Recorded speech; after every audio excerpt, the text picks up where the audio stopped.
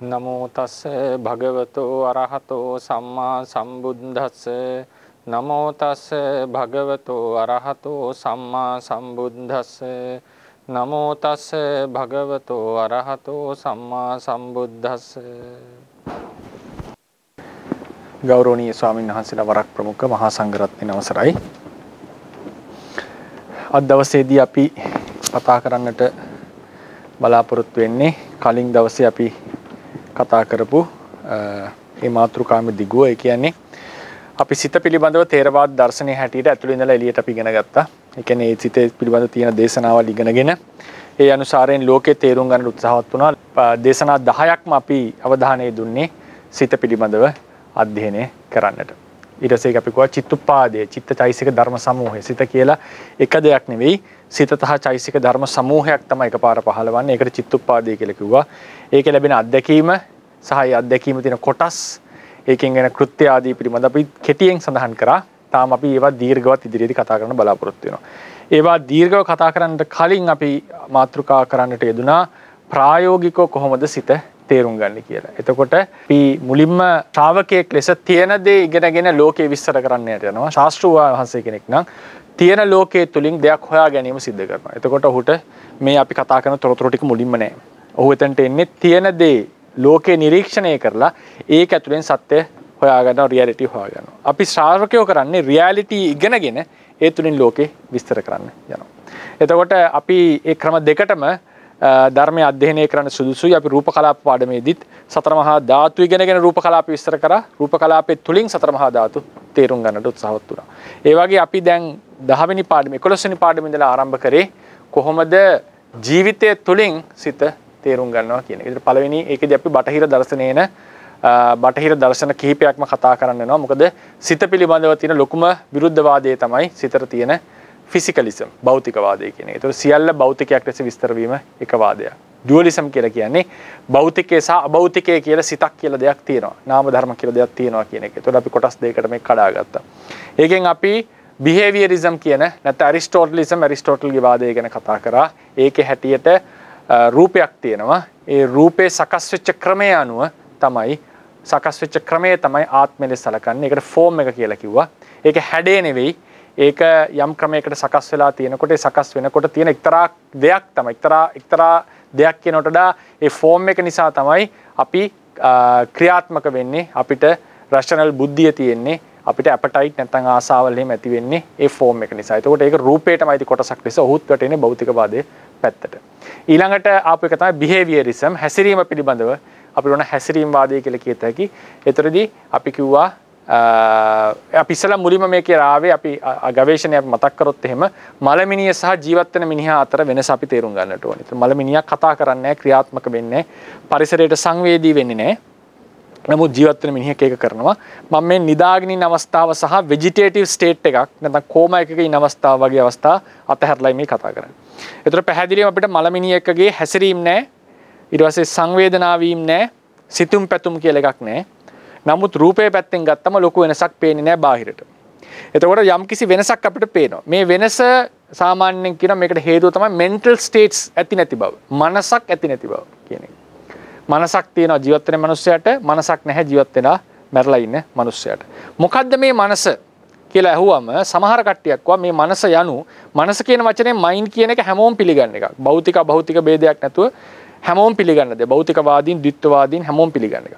මොකද්ද මේ මනස? මේ අඩුව ඒ මනස රූපේම කොටසක් කියලා කවුරු විස්තර කරා, කපිරිසක් විස්තර කරා. ඔවුන් නේද භෞතිකවාදීන් කොටස. ඒ කියන්නේ ඒතකොට ජීවත් වෙලා ඉන්නකොටත් ජීවත් වෙන රූපයක් තියෙනවා. ඒ රූපය අර විදිහට ක්‍රියාත්මක වෙනවා තවත් රූප කොටසක් නිසා.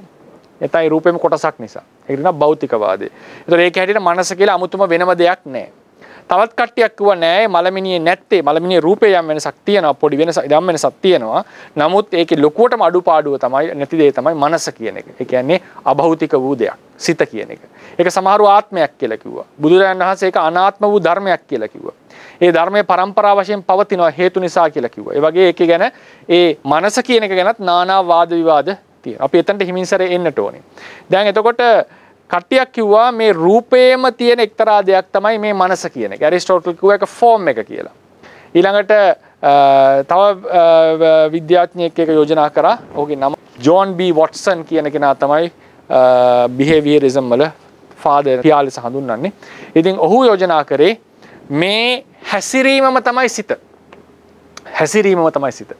ඒතර ඒ කියන්නේ ඒකෙදි අපි මොනවා හරි බාහිරින් යමක් ලැබෙනකොට යම් අරමුණක් ලැබෙනකොට අපේ යම් යම් වෙනස් වීම් සිද්ධ වෙනවා. අපි යම් යම් ක්‍රියාකාරකම් ඇති කරගන්නවා. එතකොට ද්වේෂය යනුම කෑ ගැසීමයි.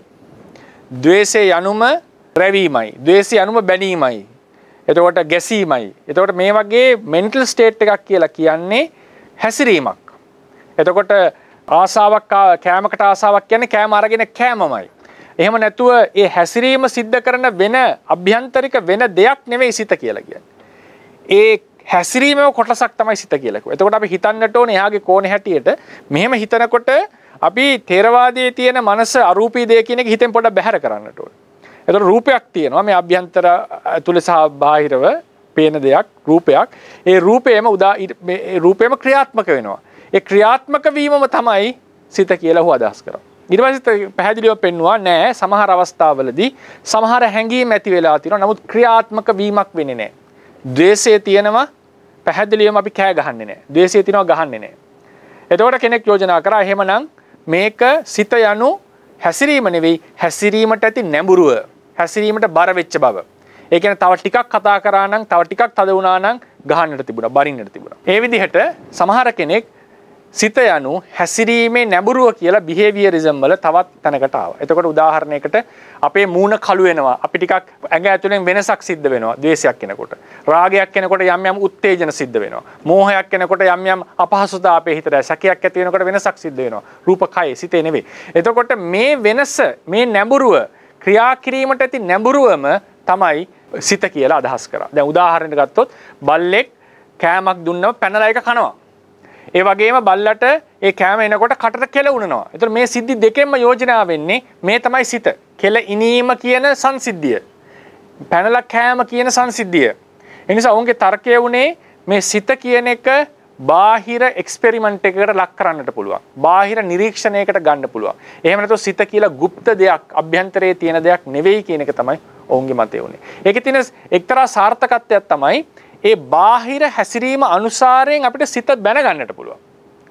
ඒ නිසා ඒක හුදු දුර්වල වාදයක් නෙවෙයි. බාහිර හැසිරීම අනුසාරයෙන් අපේ දැන් උදාහරණයකට අපිට තේරෙනවා වාදයක් යනකොට කෙනෙක්ගේ මූණේ වෙනසෙන් තේරෙනවනේ දැන් කේන්ති ගියාද නැද්ද කියලානේ. අපිට ඒක ටක් ගාලා කියන්නට පුළුවන්. ඒ නිසා පැහැදිලිවම මේ බාහිරට මැනිෆෙස්ට් වෙනවා අපේ සිත කියන එක. ඒක තේරවාදෙත් පිළිගන්න දෙයක්. පච්චුපට්ඨානයි කියලා එකක් තියෙනවා.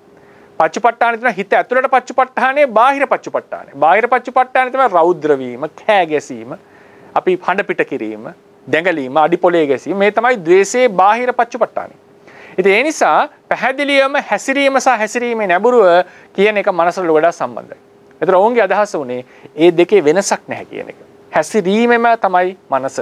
නැත්නම් හැසිරීම කොටසක් තමයි මනස. හැසිරීමේ නැඹුරුවමයි මනස. ඊට පස්සේ ගෙනාව ලස්සන තරකයක් හිලරි පට්නම් විසින් ක්ලස්ටර් කන්සෙප්ට්ස් කියලා. මතක ඇති. ක්ලස්ටර් කන්සෙප්ට්ස් කියලා කිව්වේ මම මේ විස්තර කරන් යන්නම් ගිය පාර විස්තර කරපු නිසා. ඔහු ගත්තා වෛරස් එක තියෙනවා. වෛරස් එක නිසා රෝග ලක්ෂණ ඇති වෙනවා. මතක ඇති අපි ඉරියන්දලා පෙන්වන්නේ. වෛරස් එක තියෙන රෝග ලක්ෂණ මතුවෙනවා. ඒතර රෝග ලක්ෂණ සහ වෛරස් එක ගත්තා මේ ඔක්කොම ටිකට තමයි ක්ලස්ටර් කන්සෙප්ට් එකක් කියලා කියන්නේ. ඒතර ඕන වෛරස් එකේ හේතුවක් පෙන්නත හැකියි. ඒතකොට ඒක කරුණක් සම්බන්ධයෙන් ඒ කරුණ ඒ ධර්මය යම් කිසි දෙයක් සම්බන්ධ ඒ ධර්මයේ ඒකේ ප්‍රතිඵල ඒකේ ලක්ෂණ කොහොමද පිටට ප්‍රකට වෙන්නේ මේ සියල්ලම අධ්‍යයනය කිරීමට කියනවා ක්ලස්ටර් කන්සෙප්ට්ස් කියලා. ඒව සම්බන්ධයෙන් තියෙන තොරතුරු. එතකොට ඔහුගේ අදහස උනේ මේ සිත කියන එක තේරුම් ගන්නෙත් ක්ලස්ටර් කන්සෙප්ට් එකක් ලෙසට. ඒ කියන්නේ අපිට හැඟීමක් තියෙනවා. ඒ හැඟීම උඩ අපි ඒක බාහිරට පෙන්눔 කරනවා. ක්ලස්ටර් කන්සෙප්ට් එකක්. එතකොට ඔහු ගෙනාපු තර්කය මොකද්ද? සුපර් ස්පාටන් එක්සැම්පල් එක. ඒ කියන්නේ ස්පාටන් වරු ස්ටෝට් එක්ස්පෙරිමන්ට් එකක් කරා.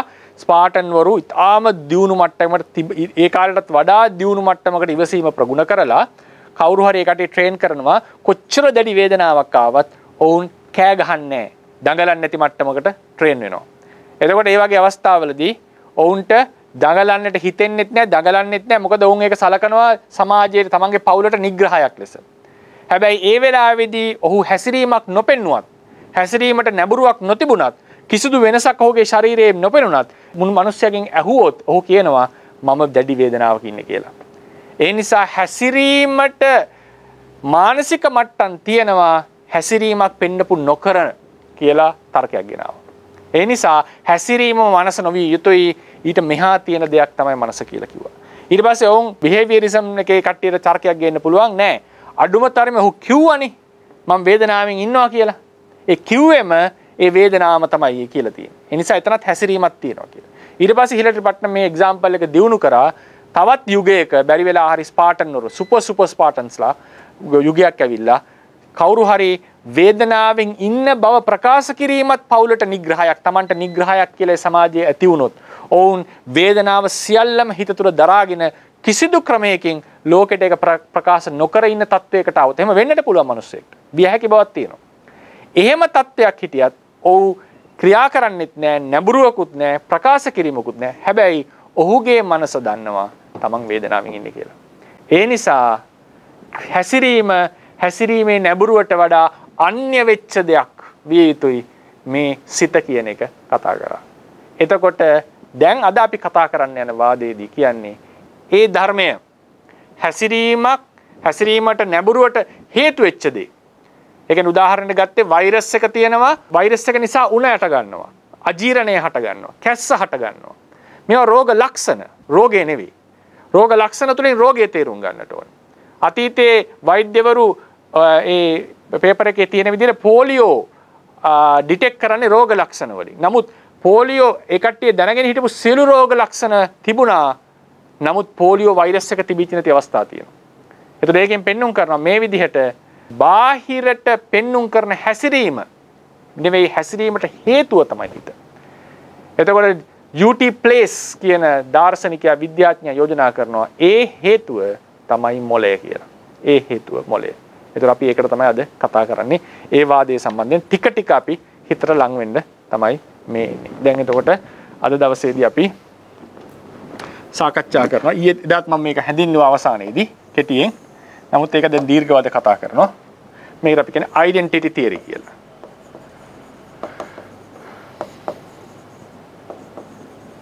ඒක mind brain identity theory කියලා කියනවා. ඊට පස්සේ මම කතා කරනවා is කියන B verb එක ගැන. ඒකේ තියෙන බෙදීම. මේක මම සිංහලෙන් විස්තර කරන්න සියල්ලම. ඉංග්‍රීසි වචනත් යොදා ගනි. මොකද ඒක බටහිර දර්ශනය කතා කරන නිසා.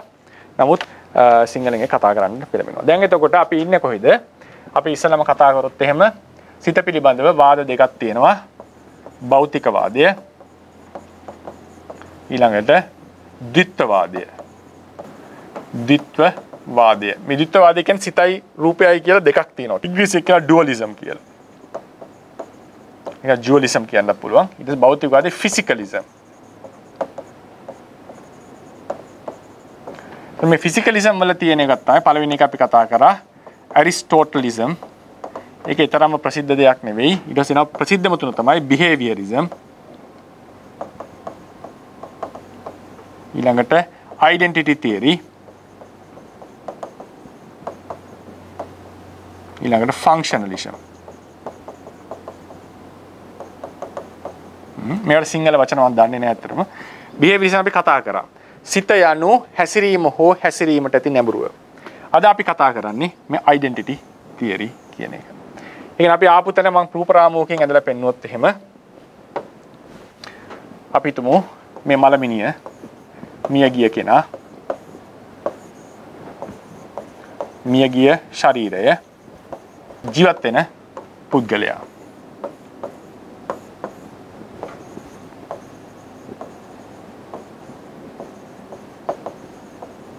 මොහ හැසිරීම දක්වනවා. හැසිරෙනවා. එතකොට බිහේවියරිසම් එකෙන් මොකද කිව්වේ? මුලින්ම ඇරිස්ටෝටල් කියේ මොකක්වත් නෙවෙයි මේ රූපේ හැදිච්ච ක්‍රමයම තමයි සිත කියලා කිව්වා. ඒක හැසිරීමකට ගියේ නැහැ. හැසිරීම සියල්ලටම හේතුව මේ ෆෝම් එක. ඊටත් එහා ගියපු අවස්ථාව. ඊටත් කලින් තිබිච්ච අවස්ථාව. මොවුන් යෝජනා කරනවා නේ හැසිරීමම තමයි සිත කියලා. හැසිරීම හෝ හැසිරීමේ නැඹුරුව. හැසිරීම හෝ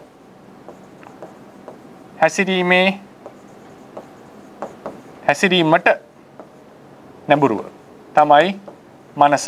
ඒක රූපේම කොටසක්. ඒක රූපේම කොටසක්.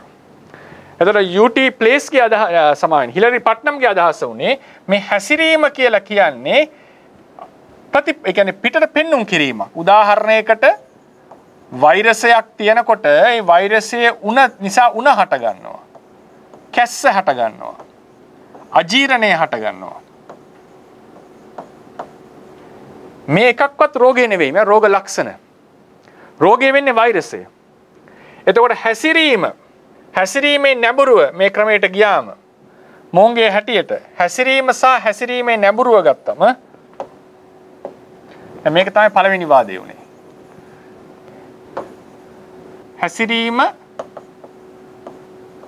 හැසිරීමට නැඹුරුව කියන ඒවා මේ සිත නැත්තම් මනස නිසා හටගන්න දේවල්.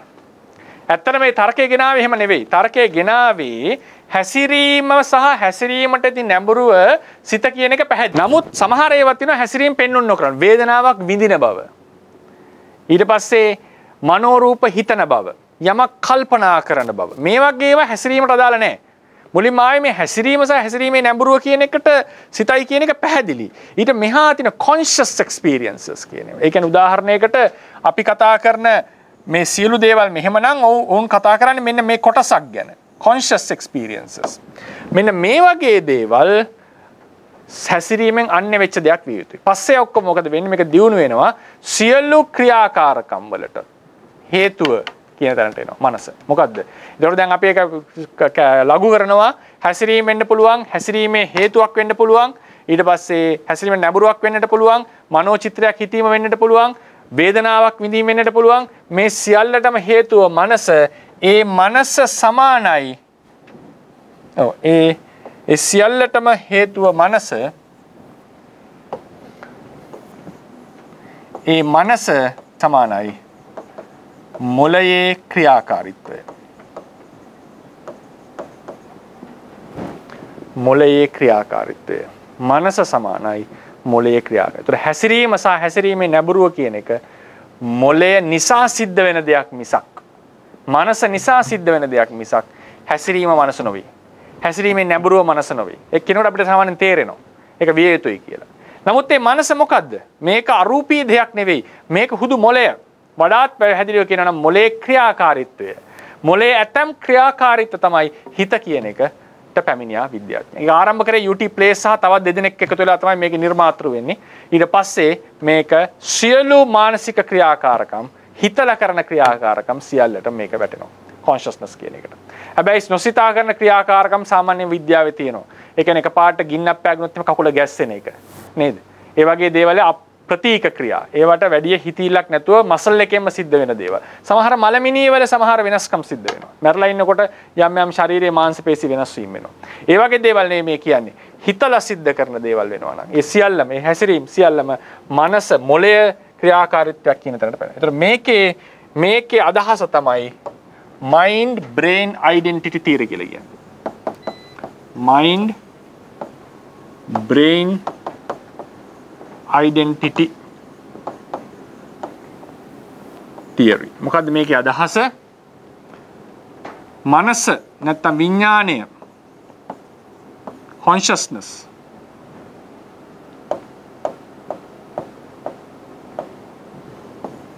මනස සමානයි මොළය හෝ මොළයේ ඇතම් ක්‍රියාකාරීත්වයන් කියන එක. මේක තමයි මේ අදහස. ඒකට සාධක තියෙනවා. දැන් අපි හැසිරීම මනස නෙවෙයි කියන එකට පැහැදිලිවම තර්කයේ එන්න පුළුවන් වුණා යම් ප්‍රමාණයකට. නමුත් ඒකට බිහේවියරිසම් එකටත් ඕනතරම් හේතු සාධක තියෙනවා. ඒක අපි වැඩි කතා කරන්න යන්නේ නැහැ. එතන මනස මොළයේ ක්‍රියාකාරීත්වයක් කියන තියෙන ප්‍රධානම හේතුව තමයි පරිේශන මට්ටමින් කරපු සොයාගැනීම. මිනිහෙට ද්වේෂය හට ගන්නකොට, රාගය හට ගන්නකොට මනසේ ලොකු වෙනස්කම් සිද්ධ වෙනවා. යම් ක්‍රියාකාරකම් සිද්ධ කරනකොට මනසේ ලොකු වෙනස් වීම සිද්ධ වෙනවා. මනසට යම් බලපෑම් ඇති වුණාම යම් එක දේවල් වල හැකියාවක් නැති වෙලා යනවා. මතකයේ අඩු වෙනවා. ගණිතමය හැකියාවක් නැති වෙනවා. සෞන්දර්යමය හැකියාවක් නැති වෙනවා. එතන මේකෙන් පැහැදිලි වෙනවා මනස සහ මිනිස්සෙගේ ඒ ක්‍රියාකාරකම් හැඟීම් අතර ලොකු සම්බන්ධතාවයක් තියෙනවා. අර තියෙනවානේ හොඳ නඩු තීන්දුවක් ඇමරිකාවේ දීපු නේද? එයා ළමයෙක්ව ඇබියුස් කරනවා නැත්නම් අපචාරයට ලක් කරනවා. පස්සේ මොකද වෙන්නේ? වෛද්‍යවරු එයාගේ පැත්තට කතා කරපු ලෝයර්ස් සහ වෛද්‍යවරු පෙන්නනවා එයාගේ මොලේ ටියුමර් එකක් තියෙනවා. ඒක ටියුමර් එකක් කියන්නේ යම් ගෙඩියක් ඇවිල්ලා තියෙනවා. එතකොට ඒක ඇතිලා තියෙන ඇත්තටම එයාට ඒ පාලනය කරගන්න බැරි තැනක තමයි ඒක ඇතිලා තියෙන්නේ. ඒක ඇති වෙනකොට එතන ඒ ඇති වෙන ඒ පුළුල් වීම ඒ ටියුමර් එක නිසා ඔහුගේ රාගය පාලනය කරගන්නට බැරි අවස්ථාවකට පත් වෙලා තියෙනවා. ඊට පස්සේ මොකද වෙන්නේ? මෙයාට ඒකෙන් මට මතක හැටියට එයාට නිදහස හම්බ වෙනකොට ඊට පස්සේ නැවත එයා බලද්දී එයාගේ හිස්ට්‍රිය කිසිම තැනක ඒ වගේ වැරදි වැඩක් කරපු කෙනෙක් නෙවෙයි යා. ඒ වගේ කිසිම වැරදි වැඩක් නොකරපු කෙනෙක් එකපාරටම ළමයෙක් අපචාරයට ලක් කරනවා. ඊට පස්සේ බලද්දී එයාටත් මෙහෙම එකක් තියෙනවා කියලා තේරුම් අරගෙන කියනවා මේක එයාගේ පාලනයෙන් තොර වුණා. ඊට පස්සේ මෙයා හොඳ වෙලා ඉඳලා නැවත අවුරුදු ගානකින් නැවත ඒ වරදම සිද්ධ කරනවා. එතකොට ඒ ටියුමර් එක අයින් කරලා ආයෙ බලනකොට ආපහු ඒ ටියුමර් එක ඇවිල්ලා තියෙනවා. එතකොට මේ නඩු තීන්දුවෙන් ඔහු නිදහස් වෙනවා. මොකද හේතුව ඔහුට ඔහුව පාලනය කරගන්න බැහැ කියලා තමයි අවසානයේ විනිශ්චය යන්නේ. එතකොට ඒ ටියුමර් එක අයින් කරාම ඔහු සාමාන්‍ය ප්‍රකෘති මනසක් බඩපත් වෙනවා. එතකොට මේ වගේ දේවල් වලින් පරිේෂණ කරලා තියෙනවා මනසේ අපේ ක්‍රියාකාරීත්වය මොළයට ලොකු සම්බන්ධතාවයක් තියෙනවා. මොළයට ලොකු සම්බන්ධතාවයක් තියෙනවා. හැබැයි මේක කරුණු දෙකක්. සිතට මනස දැන් මනස කියලා කියනකොට මේ අරූපී දේ අපේ බුදුදහමේ කියන දේ හිතන්න එපා. මම මනස කියලා කතා කරන්නේ මේ ක්‍රියාත්මක වෙන හැඟීම් තියෙන මේ සංසිද්ධියට. මනස මොළයමයි කීමයි මනස මොළයෙන් උපකාර ලැබීමයි කියන එක දෙකක්. මනස හේතු කරගෙන මොළය හේතු කරගෙන මනසේ යම් යම් හැකියාවල් තිබීම. යම් යම් දේවල් කිරීමට හැකියවීම. මනසේ නානා ස්වરૂප ඇතිවීම කියන එකයි. මනසයි මොළයයි ਸਰව සම්පූර්ණයි කියන එකයි දෙකක්. ඒක කරුණු දෙකක්.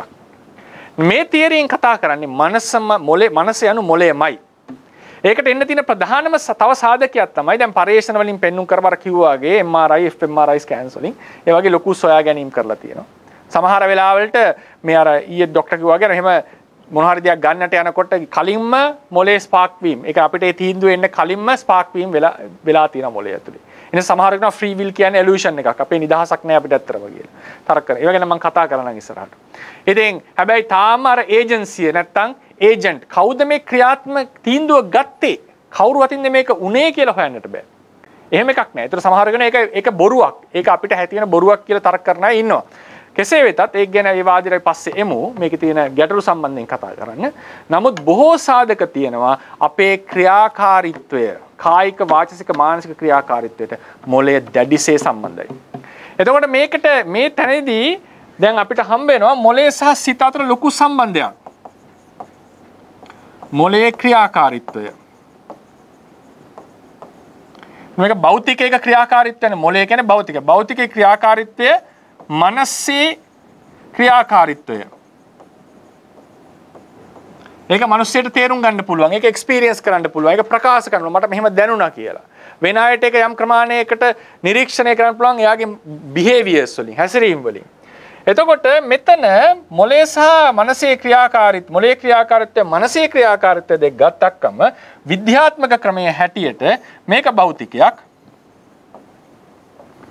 මේක තමයි අපි හොයන්නේ. මේක හොයන එකනේ. මොකද්ද කියලා හොයන එකනේ. ඒක මොකද්ද කියලා දන්නේ නැහනේ. ඒතර මේක භෞතිකයක්. ද්විත්වවාදීන්ගේ මොකද වෙන්නේ? මෙතනට එනවා තව තුන්වෙනි පාර්ශවයක්.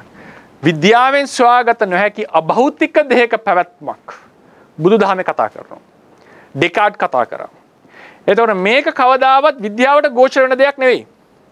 ඒ නිසා විද්‍යාත්මක විශ්ලේෂණයේදී අපිට මේක ඉවත් කරන්නට වෙනවා. මොකද මේක පරිශ්‍රයෙන් ලක් කරන්න බැරි දෙයක්. එතකොට අපිට හම්බ වෙනවා මනසේ ක්‍රියාකාරීත්වයක්. ඒක තමයි අපි හොයන්නේ. අපිට ලැබෙන එකම දේ මොළයේ ක්‍රියාකාරීත්වය දකින්නට පුළුවන්. මොළයේ ක්‍රියාකාරීත්වය අනුව මනසේ ක්‍රියාකාරීත්වය පැහැදිලි පුද්ගලයාට දැනෙනවා, නිරීක්ෂණය කරන්න පුළුවන්. එහෙනම් වෙන කිසිදු භෞතිකමය ඔප්පු කළ හැකි කෙනෙක් නැති නිසා ඔවුන්ට මේ දෙක අතර මේක අතන ලියන්න ඕනේ මෙහෙම.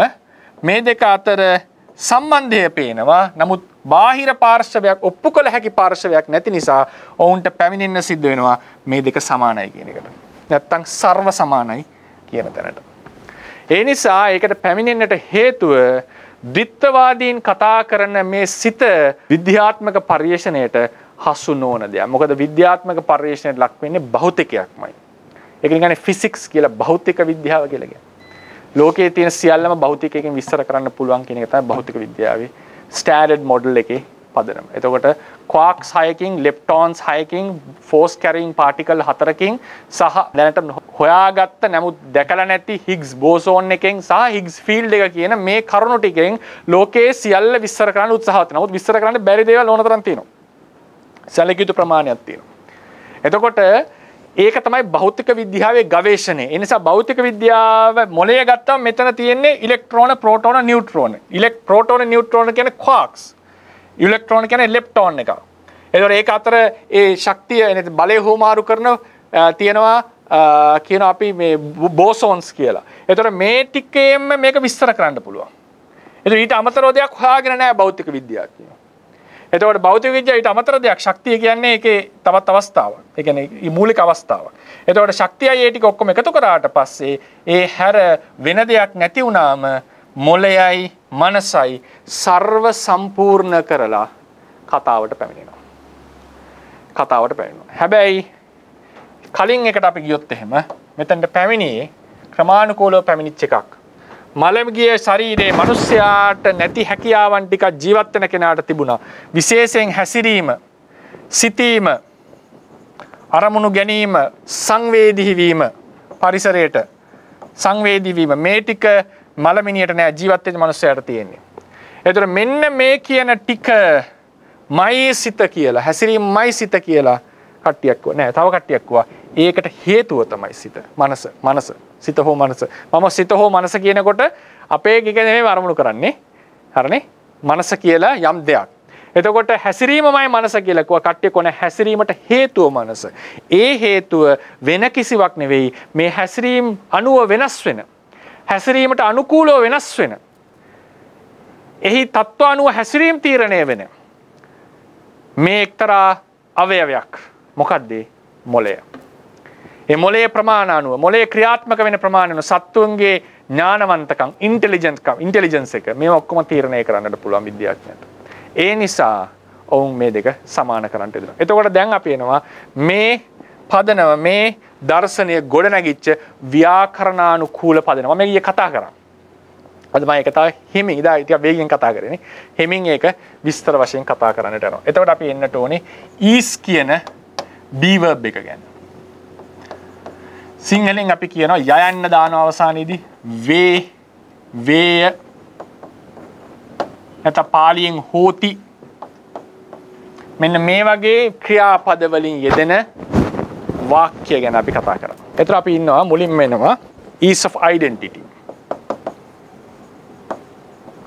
මේකට කියනවා නාම වාක්‍ය. ease of predication. මේකට කියනවා නාම විශේෂණ වාක්‍ය. නාම විශේෂණ වාක්‍ය. උදාහරණයකට අපි කියමු Father is the teacher.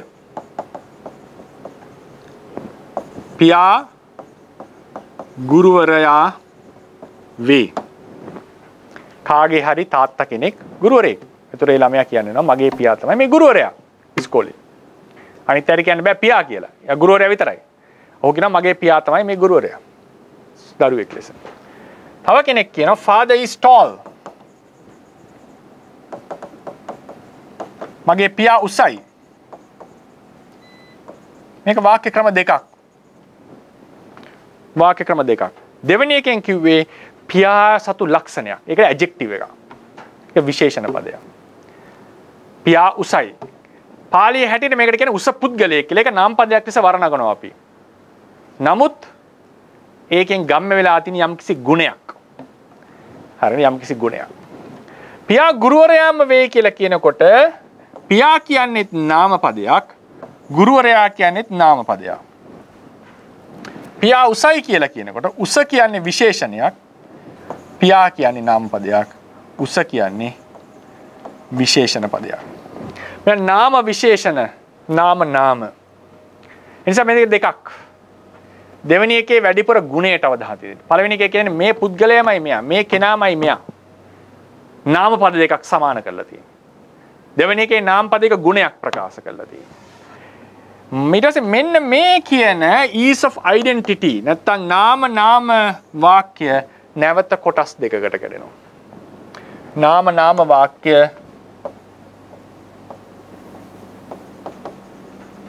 කොටස් දෙකකට කැඩෙනවා. අපි කියන ease of definition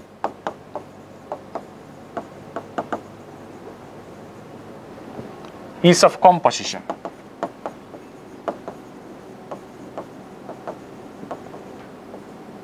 ease of definition කියලා කියන්නේ නාම විග්‍රහ වාක්‍ය.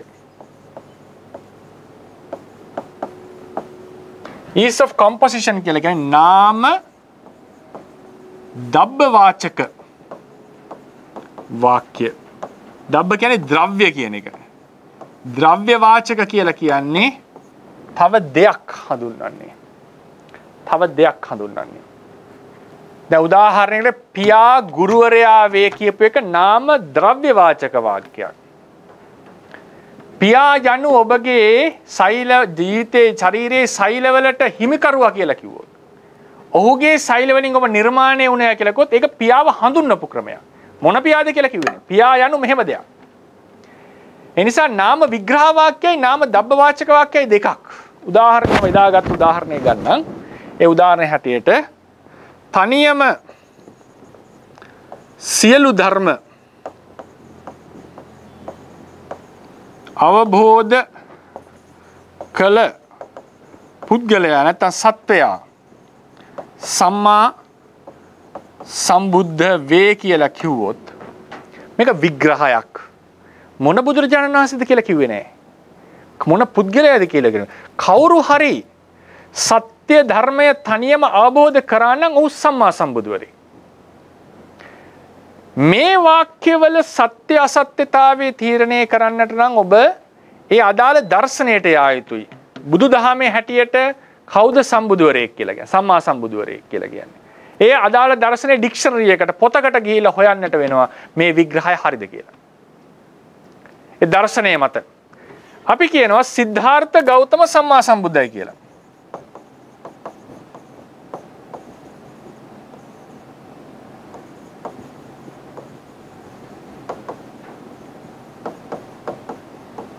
සිද්ධාර්ථ ගෞතම සම්මා සම්බුද්ධ වේ.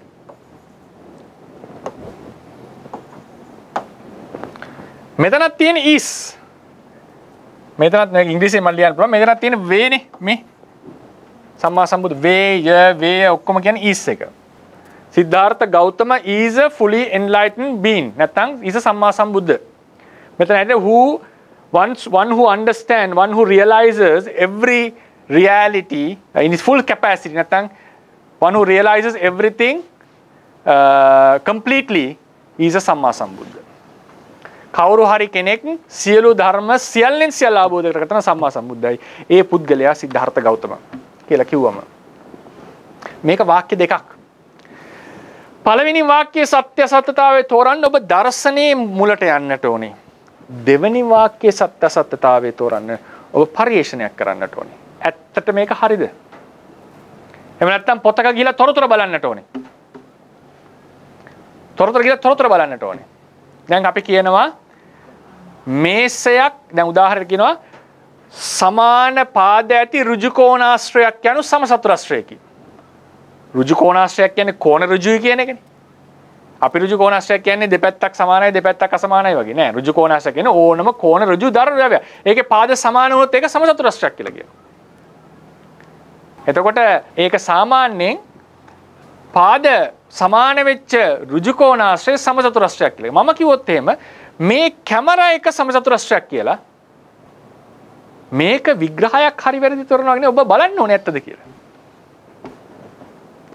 මම මේ කලින් එකේදී කොහෙද බලන්න දෙයක් තිබුණේ නැහැ. බලන පොත බලන්න ඕනේ. ඒක විග්‍රහය හරිද කියලා. ඒ ගණිතය කියන සන්දර්භයේ ගණිතය කියන දර්ශනය ඇතුලේ හරිද වැරදිද කියලා බලන්න ඕනේ. මම කිව්වා මේ කැමරා එක සමතුලිතයක් කියලා එක්ක ඔබ මාව කෙරේ විශ්වාසය තියාගන්න ඕනේ නැත්නම් ඇවිල්ලා බලන්නට ඕනේ ඇත්තද ඒක කියලා. නාම දබ්බ වාචක වාක්‍යවල සත්‍ය අසත්‍යතාවය තෝරන්නට නම් ඔබ පරිේශනයක් කරන්නට ඕන. නාම විග්‍රහ වාක්‍යයක සත්‍ය අසත්‍යතාවය තෝරන්නට ඔබ ඒ අදාළ දර්ශනය හදාරන්නට ඕන. කෙනෙක් අහන්න පුළුවන් ඒ අදාළ දර්ශනයේම හැටියට සිද්ධාර්ථ ගෞතමනි බුදුරජාණන් වහන්සේ කියනවා. නමුත් ඒක දෙකක්, කරුණු දෙකක්. ඒක ඉතිහාසමය සාධකයක්. ඒක ඉතිහාසමය සාධකයක්. මතක තියාගන්න. සිද්ධාර්ථ ගෞතම කියන උතුම් පුද්ගලයා සම්මා සම්බුදුවරයෙක් වුණාද නැද්ද කියන කරුණ ඒක ඉතිහාසමය කරුණක්. ඒක පිළිබඳව ඔබට සැකයි නම් ඒක විචිකිච්ඡාව නෙවෙයි. සම්මා සම්බුද්ධයට පත්විය හැකිද කියලා සැක කරොත්, සම්මා සම්බුදුවරයෙක් බිහිවිය හැකිද, ඒ తත්වය හැකිද නැද්ද කියලා සැක කරොත් ඒකයි විචිකිච්ඡාව. මේක දෙකක්. ඉතිහාසමය තොරතුරේ අඩුපාඩු තියෙන්නට පුළුවන්. මම එකෙන් කියන්නේ සිද්ධාර්ථ ගෞතම කියන උත්තමයා නෙවෙයි බුදුනේ කියන කතාවක් නෙමෙයි කියන්නේ යන්නේ. ඉතිහාසමය තොරතුරේ අඩුපාඩු තියෙන්න පුළුවන්. ඒක අටුවාවේ පැහැදිලිවම කියනවා. ටීකාවල කියනවා අහවල් කේමාගේ අරිහත්වය ගැන තියෙන විස්තරය අපදාන පාළියයි අංගුත්තර අටුවාවයි පරස්පරයි. එහෙම සැලකිය යුතු ප්‍රමාණවල තියෙනවා. ඒ කියපු කතා, ඒ අහපු අරහත් වීම මාර්ගඵල ලැබීම, ඒවා ගැන පරස්පර විරෝධීකම් තියෙනවා. සමහර තැන්වල රහත් වෙලා තමයි රජගෙදරට යන්නේ. සමහර තැන්වල රජ මහාන වෙලා තමයි රහත් වෙන්නේ. පරස්පර විරෝධී. හැබැයි තේරවාදයේ ඇතුලේ අරිහත්වය යනු කොමද්ද කිව්වොත් ඒකට වාද විවාද නැහැ. ඒක විග්‍රහයක්. අරක ඉතිහාසමය තොරතුරක්. මාර්ගඵල ලාභීත්වය නැත්තම් මාර්ගඵල ලාභීත්වය කියන එක ගත්තම සෝවාන් විය හැකිද? සෝවාන් වෙනවා කියන්නේ මොකක්ද? සෝවාන් වීම යනු කවරක්ද කියලා තේරුම් ගැනීම ඒක විග්‍රහයක්. ඔතයි ධර්මතාවයේ තේරුම් ගැනීම. තව විදිහකට කියනවනම් විග්‍රහය වැටෙන්නේ ධර්මතාව පැත්තට. අහවල් ස්වාමින් වහන්සේ රහත්ද නැද්ද කියලා කිව්වොත් ඒක කරුණක්. සංඝ රත්නය සැක කරනවා කියලා කියන්නේ අහවල් ස්වාමින් වහන්සේ රහත්ද නැද්ද කියලා සැක කරන එක නෙවෙයි. මාර්ගඵල ලාභී කෙනෙක් පැවතිය හැකිද? මාර්ගඵල ලාභීත්වයකට පත්විය හැකිද? කෙනෙක් මාර්ගඵල ලාභියෙක් විය හැකිද කියලා සැක කරොත් ඒක තමයි විචිකිච්ඡාව. අරවට කියන්නේ පටිරූපක විචිකිච්ඡා. පටිරූපක විචිකිච්ඡා. විචිකිච්ඡාට පටිරූපක විචිකිච්ඡා. ඉතිහාසමය තොරතුරු ගැන ප්‍රශ්න තියෙන්නට පුළුවන්. නමුත් ධර්මතාවය ගැන ප්‍රශ්න කරොත් ඒක විචිකිච්ඡාවක්. සැබෑ ධර්මතාවයක් නම් බුදුදහමේ හැටියට. එතකොට දැන් මෙතන කවුරුහරි කිව්වොත් බුදුදහමේ කෝණේ ඉඳන් බැලුවොත් අනුන්ගෙන් බණ අසා මාර්ගඵල ලැබූ කෙනා සම්මා සම්බුද්ධ කියලා වැරදි විග්‍රහය දර්ශනේ හැටියට. විග්‍රහය වැරදි. අජාත සත්තු සෝවාන් ආර්යයන් වහන්සේ කෙනෙක් වුණා කිව්වොත් එහෙම ඒක ඉතිහාසමේ තොරතුරක්. මොකද ඔහු තාත්තා මැරුවා කියලා තොරතුරක් තියෙනවා. සමහර නිකායවල තියෙනවා, සමහර පොත්වල තියෙනවා තාත්තා මරන්නට උනේ නැහැ ඔහුට කියලා. තේරවාදයයි තේරවාදී පිළි අරගෙන කියන තාත්තා මැරුවා කියලා. ඔහු නිරේට ගියා කියලා. සමහර වෙලදී ඒක මග හැරෙනවා ඔහුට. මම බලලා තියෙන සමහර තොරතුරු වලදී. ඉතින් මේ විදිහට ගත්තම ඉතිහාසමය තොරතුරු මේකේ කරුණු දෙකක් එක බුද්ධ දර්ශනයට පටලවා ගන්න හොඳ නෑ. වැඩි ඒකට සංවේදී වෙන්නට පුළුවන්. මෙතනදී අපි කතා කරන්නේ යම් කිසි දෙයක් දැන් උදාහරණයට කියනවා මේසේ යනු කකුල් හතරක් තියෙන යම් කිසි දෙයක් දරාගත හැකි වස්තුවක්. මේසේ පිට විග්‍රහයක්. ඒක ඕන මේසෙට වළංගුයි. අහවල් කෙනාගේ ගෙදර තියෙන ලී මේසයක්. මේක ඔබට එක්ක මං කෙරෙහි විශ්වාසය තියන්න ඕනේ එක්ක කියලා බලන්නට ඕනේ. ඒක විග්‍රහයෙන් ඔප්පු කරන්න පුළුවන් දෙයක් නෙවෙයි. ඔය වෙනස තේරුම් ගන්න. දැන් අපි එනවා මනස සමානයි මොළය නැත්තම් මොළයේ ක්‍රියාකාරීත්වය කියන වාක්‍ය. නැත්තම් මොළය මනස වේ ඊස්නි හොති. මොළය මනස වේ නැත්නම් මනස මොළය වේ මොන ක්‍රමෙන් ගියත් මේක මොන වාක්‍යද? මේක විග්‍රහ වාක්‍යයක්ද නාම දබ්බ වාචකද? මේක නාම දබ්බ වාචක වාක්‍යයක්. මේක මොකද මොළය කියන එකට තියෙනවා යම් ඩෙන්ටිටියක්. මේක හැදිච්ච ක්‍රමයක්. හදවතට මොලේ කියන්න බෑ. කකුලකට මොලේ කියන්නට බෑ. ඒකට යම් නියුරෝන් ක්‍රමයකින් සකස් වෙච්ච යම් ක්‍රමයකට හැදිච්ච යම් හෝ පදනමක් සහිත දෙයක් තමයි මොලේ කියලා කියන්නේ. දැන් අපි රත්තරන් කියලා කිව්වම අපි ගත්තොත් අපි හිතමුකෝ සිංක් කියන මූලද්‍රව්‍යය. මේකේ ප්‍රෝටෝන 30ක් තියෙන්නට ඕනේ. සිංක් වල ප්‍රෝටෝන 30ක් තියෙන්නට ඕනේ. කැල්සියම් වල 20ක් තියෙන්නට ඕනේ. ඒක 21ක් වෙච්ච ගම වෙන එකක්. කැල්සියම් මේක ස්කැන්ඩියම් වලට පත් වෙනවා.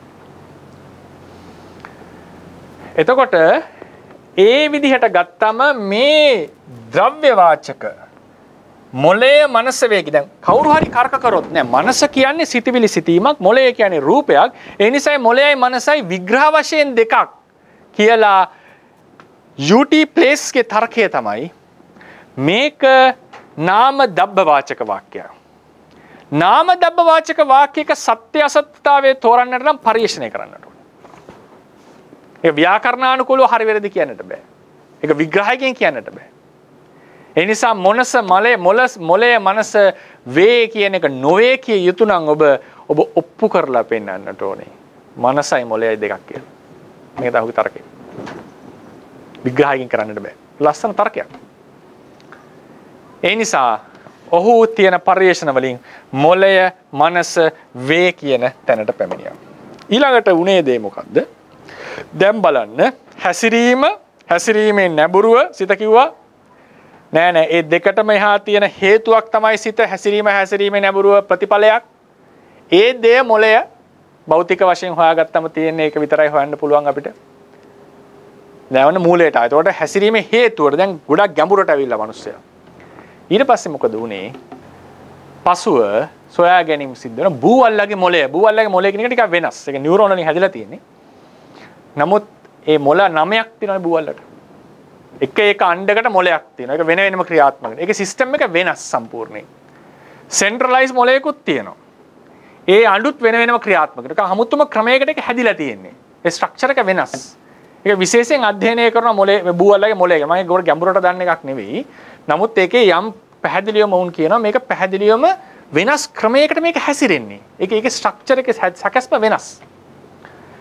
එතකොට හිලරි පට්නම් කියන අර බිහේවියරිසම් එකටම වාදගෙන ආපු කෙනා අර ක්ලස්ටර් කන්සෙප්ට් වාදගෙන ආපු කෙනාම මේකට විරුද්ධව වාදයක් කියනවා. බ්‍රේන් මයින්ඩ් අයිඩෙන්ටිටි තියරියට විරුද්ධව. ඔහු යෝජනා කරනවා මම මේක ආයෙ නැවත කතා කරනවා බදාදට. මේක නාම දබ්බවාචක වාක්‍යයන්නේ.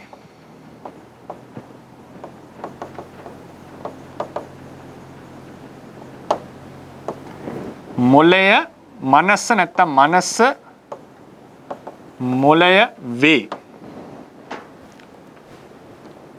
ඔහු කියනවා නාම පදවල වර්ග දෙකක් තියෙනවා. දබ්බ නාම පද. ක්‍රියා දබ්බ නාම පද. මේ දබ්බ කියලා කියන්නේ ද්‍රව්‍ය කියන එක. ද්‍රව්‍ය කියන එක. පාලියෙන් දබ්බ කියලා කියන්නේ.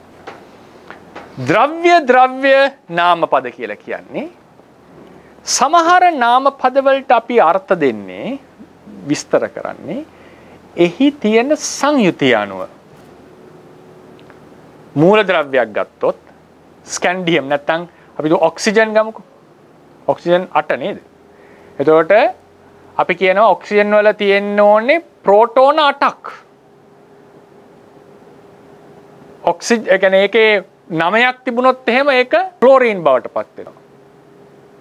ප්‍රෝටෝන 9ක් තිබුණොත්. දැන් අපිට පූසෙක් කියලා.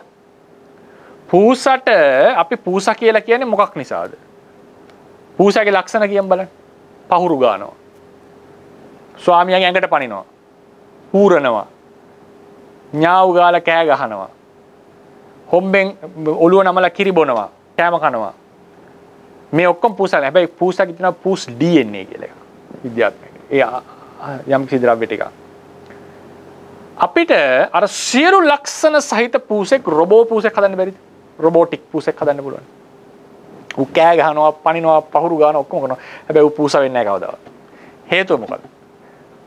පූස්සගේ අනන්‍යතාවයේ තියෙන DNA වල. ඒක බල්ලට වෙනස්.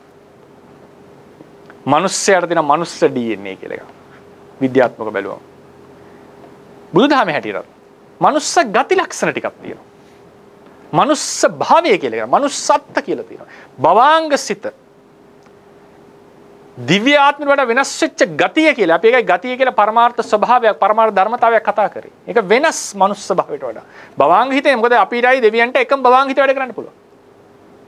නමුත් මේ මනුස්ස දිව්‍ය අනන්‍යතාවයේ ආපු ලක්ෂණ ධර්ම ටිකක් තියෙනවා. ඒක නිසා තමයි මම ගතිය කියන එක ධර්ම පැත්තට දැම්මේ. ධර්මතාව පැත්තට දාලා කතා කරේ. ඒක ධර්මතාව පැත්ත නෙවෙයි. නමුත් ධර්මයක් ලෙස පෙන්වන්න පුළුවන්. ධර්ම කියන අහවල් දෙය කියලා පෙන්වන්න බෑ. නමුත් ඒවා නියාමනය වෙච්ච බවක් තියෙනවා. ගතිය කියලා. ගොඩාක්ම ධර්මතාවය පැත්තට බරයි. නමුත් ධර්ම ලක්ෂණ යම් ක්‍රමයකට පේනවා. හරි කෙසේ වෙතත් අපි විද්‍යාව පැත්තෙන් කතා කරමු. ඒතර පූස්සගේ අනන්‍යතාවය ආවේ ක්‍රියාකරාපේ නිසා නෙවෙයි. ඌගේ අනන්‍යතාවය ආවේ මොනවද? ඌ තුල හැදිච්ච ද්‍රව්‍ය වලින්. මේසය කියන එක එහෙම එකක් නෙවෙයි. මේසයට අනන්‍යතාවය වෙන්නේ ක්‍රියාවක් නිසා. මොකද්ද? කකුල් කීපයක් තියෙන යම්කිසි බරක් දරා සිටිය හැකි යම්කිසි හැඩයක් හෝ යම්කිසි කෘත්‍යයක් සිද්ධ කරන දෙයක් න ะ. ඒකට මේසෙ වෙන. ඒක හැදුවේ ලීයෙන්ද යකඩෙන්ද කියන එක අදාළ නැහැ. පූසට එහෙම බෑ. පූසගේ DNA තියෙනවා. ඒ නිසා ඒවට කියනවා නාම දබ්බ වාචක. ද්‍රව්‍ය වාචක. ඒවා කොම්පොසිෂන් එක හැදිච්ච හැටි වැදගත්. සමහර ඒවාවල කරන ක්‍රියාව වැදගත්. සමහර ඒවාවල කරන ක්‍රියාව වැදගත්. දැන් මොකද හිතන්නේ? මොළය කියන එක ගත්තම මොළය කියන එක වැටෙන්නේ ද්‍රව්‍ය වාචක නාමයක්ද නැත්නම් ක්‍රියා ද්‍රව්‍ය වාචක නාමයක්ද? මොළය ද්‍රව්‍ය වාචක නාමය. ඒක නියුරෝන වලින් හැදෙන්නට ඕනේ. වෙන සෛල තිබ්බට මොළය කියන්න බෑ. ක්‍රියාත්මක වුණත් නැත මලමිනියෙත් මොළේමනේ. ඒක ක්‍රියාත්මක වෙන්නේ නැහැ. ඒතර මොළය අපි කියනවා නේද? ඒක ක්‍රියාත්මක නෑ. ඒක අපව රිවර්ස් කරන්න පුළුවන්ද? ඉරිවර්සිබල්ද? ඒ ඩැමේජ් එක. මොළය ප්‍රතිචාර දක්වනවාද දේවල් වලට? ඒතර අපි කියනවා brain dead.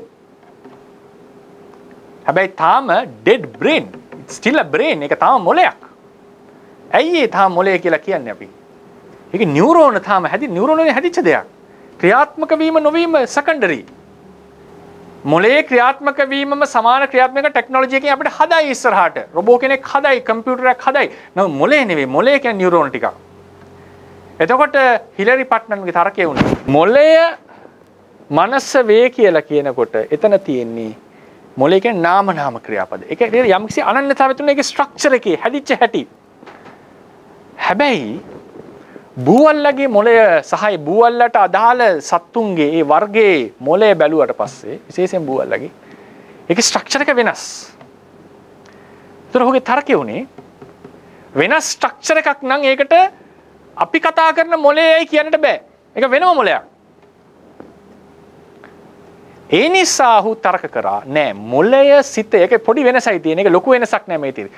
මොළය සිතයයි කීම ටෙක්නිකල් එරර් එකක්. ඒක ප්‍රශ්නයක් තියෙනවා. ඒ නිසා අපි කියන්නට ඕනේ සිත කියලා කියන්නේ ෆන්ක්ෂන් එකක් ඔහුගේ අදහස ඇටියට. Functional States. පිළිගන්නවා. බුදුදහම වගේ දැන් ඔන්නට කිට්ටු වෙනවා. Functional States. පිළිගැනීම වන්දනා කිරීම අපි කියනවනේ සිත යනු අරමුණ දැන ගැනීම පිළිගැනීම ශ්‍රද්ධාව වීරිය උත්සාහවත් වීම උනන්දු වීම චේතනාව මේ ක්‍රියා ඔහු කියනවා සිත යනු they are functional states ඒවා ක්‍රියාත්මක වීම අනුව කියන්නට ඕනේ ඒ නිසා ඔහු යෝජනා කරනවා මොළය කියලා ස්පෙસિෆයි කරලා නැත්නම් ඒකාන්තව කියන්න එපා මනසේ ක්‍රියාකාරීත්වය සිද්ධ කළ හැකි යමක් වේ නම් බූවල්ලගේ මොළය මිනිහෙක්ගේ මොළය වඳුරෙක්ගේ මොළය මොකෙක්ගේ හරි මොළය වුණත් ඒ ක්‍රියාව සිද්ධ කළ හැකි යමක් වේ නම් ඒක මනසයි කිය යුතුයි මේක තමයි ෆන්ක්ෂනලිසම් මනස ෆන්ක්ෂන් එක පදනම් කරන් විස්තර කරා ක්‍රියාකාරීත්වය පදනම් කරන් විස්තර කරා නමුත් ලොකු වෙනසක් නැහැ නේ යම් භෞතිකයක් වේ නම් මනසේ ක්‍රියාකාරීත්වය සිද්ධ කර හැකි අපි අත්දකින මනසේ ක්‍රියාකාරීත්වය සිද්ධ කර ඇති යම් භෞතිකයක් වේ නම් ඒක මිනිහගේ මොලේ හැටියට හෝ බුවල්ලගේ මොලේ හැටියට හෝ තව මොකෙක්ගේ හරි සතෙක්ගේ මොලේ හැටියට කවර ක්‍රමයකින් සකස් වුණත් ඒ කෘත්‍ය කරන්නට පුළුවන් නම් ඒක සිතයයි සැලකිය යුතුයි. ඒක ෆන්ක්ෂනලිසම් කියලා. ඔය තමයි තුන්වෙනි වාදය. දැන් බලන්න ගවේෂණයේ ආපු ක්‍රමය මම අද නතර කරනවා මෙතනින්.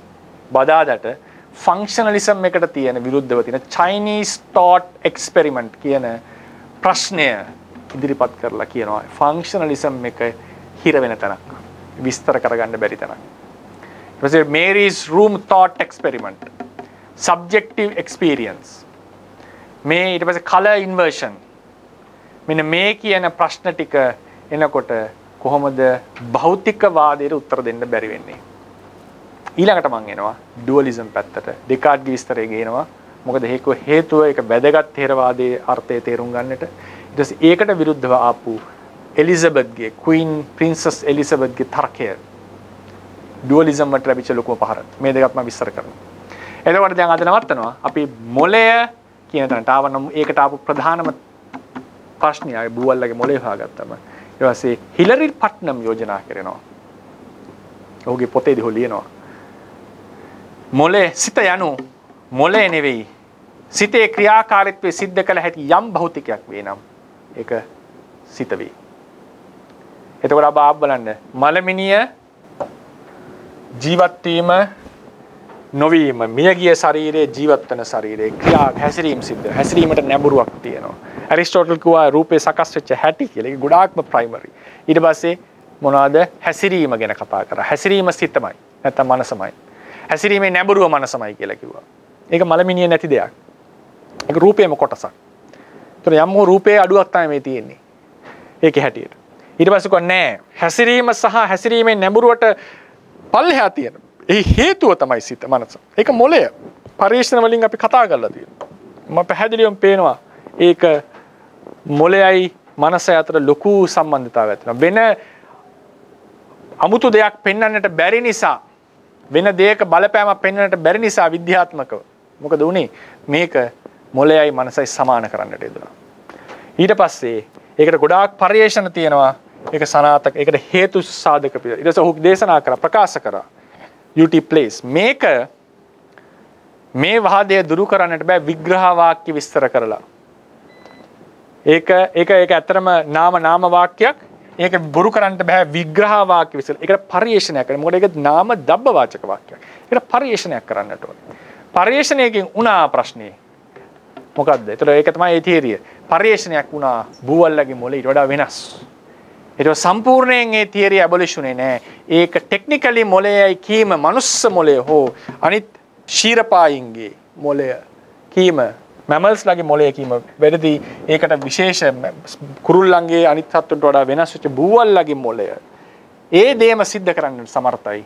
නමුත් වෙනම ක්‍රමයකට හැදිච්ච නිසා මනස මොලයමයි නොකියා මනස යනු යම් ක්‍රියාකාරකම් ටිකක් කියන තැනට ආවා. දැන් බලන්න රූපය කියන තැනටත් ඇවිල්ලා යම් ක්‍රියාකාරකම් ටිකක් ශ්‍රද්ධාව විශ්වාස කිරීම සිත අරමුණක් දැන ගැනීම උදාහරණ අපි අපේ ක්‍රමයෙන් කිව්වොත් එහෙම වීරිය උනන්දු වීම ද්වේෂය රෞද්‍ර බව මේ වගේ ක්‍රියාකාරීත්ව ටික ඉස්සර. ඒතර ඒ ක්‍රියාකාරීත්ව දක්වන්නට පුළුවන් නම් මානසිකව කායිකව වාචසිකව කවර හෝ ක්‍රමයකින් ඒ ක්‍රියාකාරකම් කිරීමට සමර්ථ යමක් වෙනවා. ඒක චිප් එකක් වුණත් කමක් නැහැ විදියට. මොකක් හරි වෙනම් ඒ දේ මනස කිය යුතුයි. මොලේ නෙවෙයි. ඒ දේ මනස කිය යුතුයි. එතකොට ඒක ෆන්ක්ෂන් එක අනුව මනස විස්තර කරන්න පටන් ගන්නවා. හැබැයි තාම භෞතිකයක්. ඒ ෆන්ක්ෂන් එක සිද්ධ කළ හැකි භෞතිකය කියන එක තමයි ෆන්ක්ෂනලිසම් වල තියෙන පාදය. එතකොට ඒක තමයි අපි ආපු තැන. දැන් මලමිනියේ ඉඳලා හැසිරීමේ හේතු වෙච්ච මොලය නෙවෙයි මොලේ ක්‍රියාකාරීත්වය නැත්නම් සිතේ ක්‍රියාකාරීත්වය සිද්ධ කර හැකි ඕනාම ද්‍රව්‍යයක් මොකක් හරි භෞතිකයක් මනස විය යුතුයි කියන තැනට ආවා. මනුස්ස චින්තනය ටික ටික ලං වෙනවා සිත සම්බන්ධයෙන් තව දෙන්න ගැඹුරු වුණා. ඒ නිසා මේ ක්‍රමයේදී අපි ප්‍රායෝගිකව සිත තේරුම් ගැනීමට උත්සාහවත් වන්නේ මේ ක්‍රමයට හිතලා තිබීම ඔබට ලොකු පිටිවහලක් වෙනවා සංසාරයේදී හිත නැවත තේරුම සහ ඔබේ තියෙන දැනුම තව පිරිසුදු වෙනවා මේ ක්‍රමයට බලනකොට. ඒ නිසා ඒක සිද්ධ වෙන්නට ඇති කියලා මම බලාපොරොත්තු වෙනවා. සමහර විට මේක සමහර කෙනෙක් නොතේරෙන්න පුළුවන් සමහර වචන පාරිභාෂික වචන සමහර ඉංග්‍රීසි වචන මම බොහෝ දුරට සිංහලෙන් ඒක පාවිච්චි කරන්න උත්සාහවත් වෙනවා. එතකොට මේ කරුණ උඩ සමහර කෙනෙක් නොතේරුණා වෙන්න පුළුවන් ටිකක් අමුරයි වගේ තේරෙන්න පුළුවන්. කිසි දෙයකට බය වෙන්නට එපා. ඒක තේරවාද ක්‍රමයේ හැටියට ඉදිරියට යන්න බාධාවක් නෙවෙයි. මොකද තේරවාදයේ තියෙන කරුණු ටික ඉගෙනගෙන ඉදිරියට යන්නට පුළුවන්. නමුත් මේ දේශනා මාලාවට ගවේෂකයෝ සම්බන්ධ වෙනවා.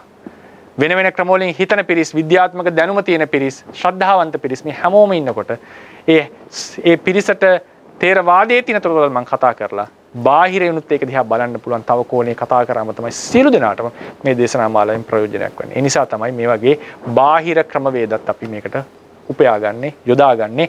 යම් කෙනෙක්ට මේ පාඩම් තව මේක තව පාඩම් 4-5ක් ඉදිරියට යයි. ඒ පාඩම් ටිකේ නොතේරුණා කියලා කිසි දෙයක් ගැටලුවක් කරගන්නට එපා.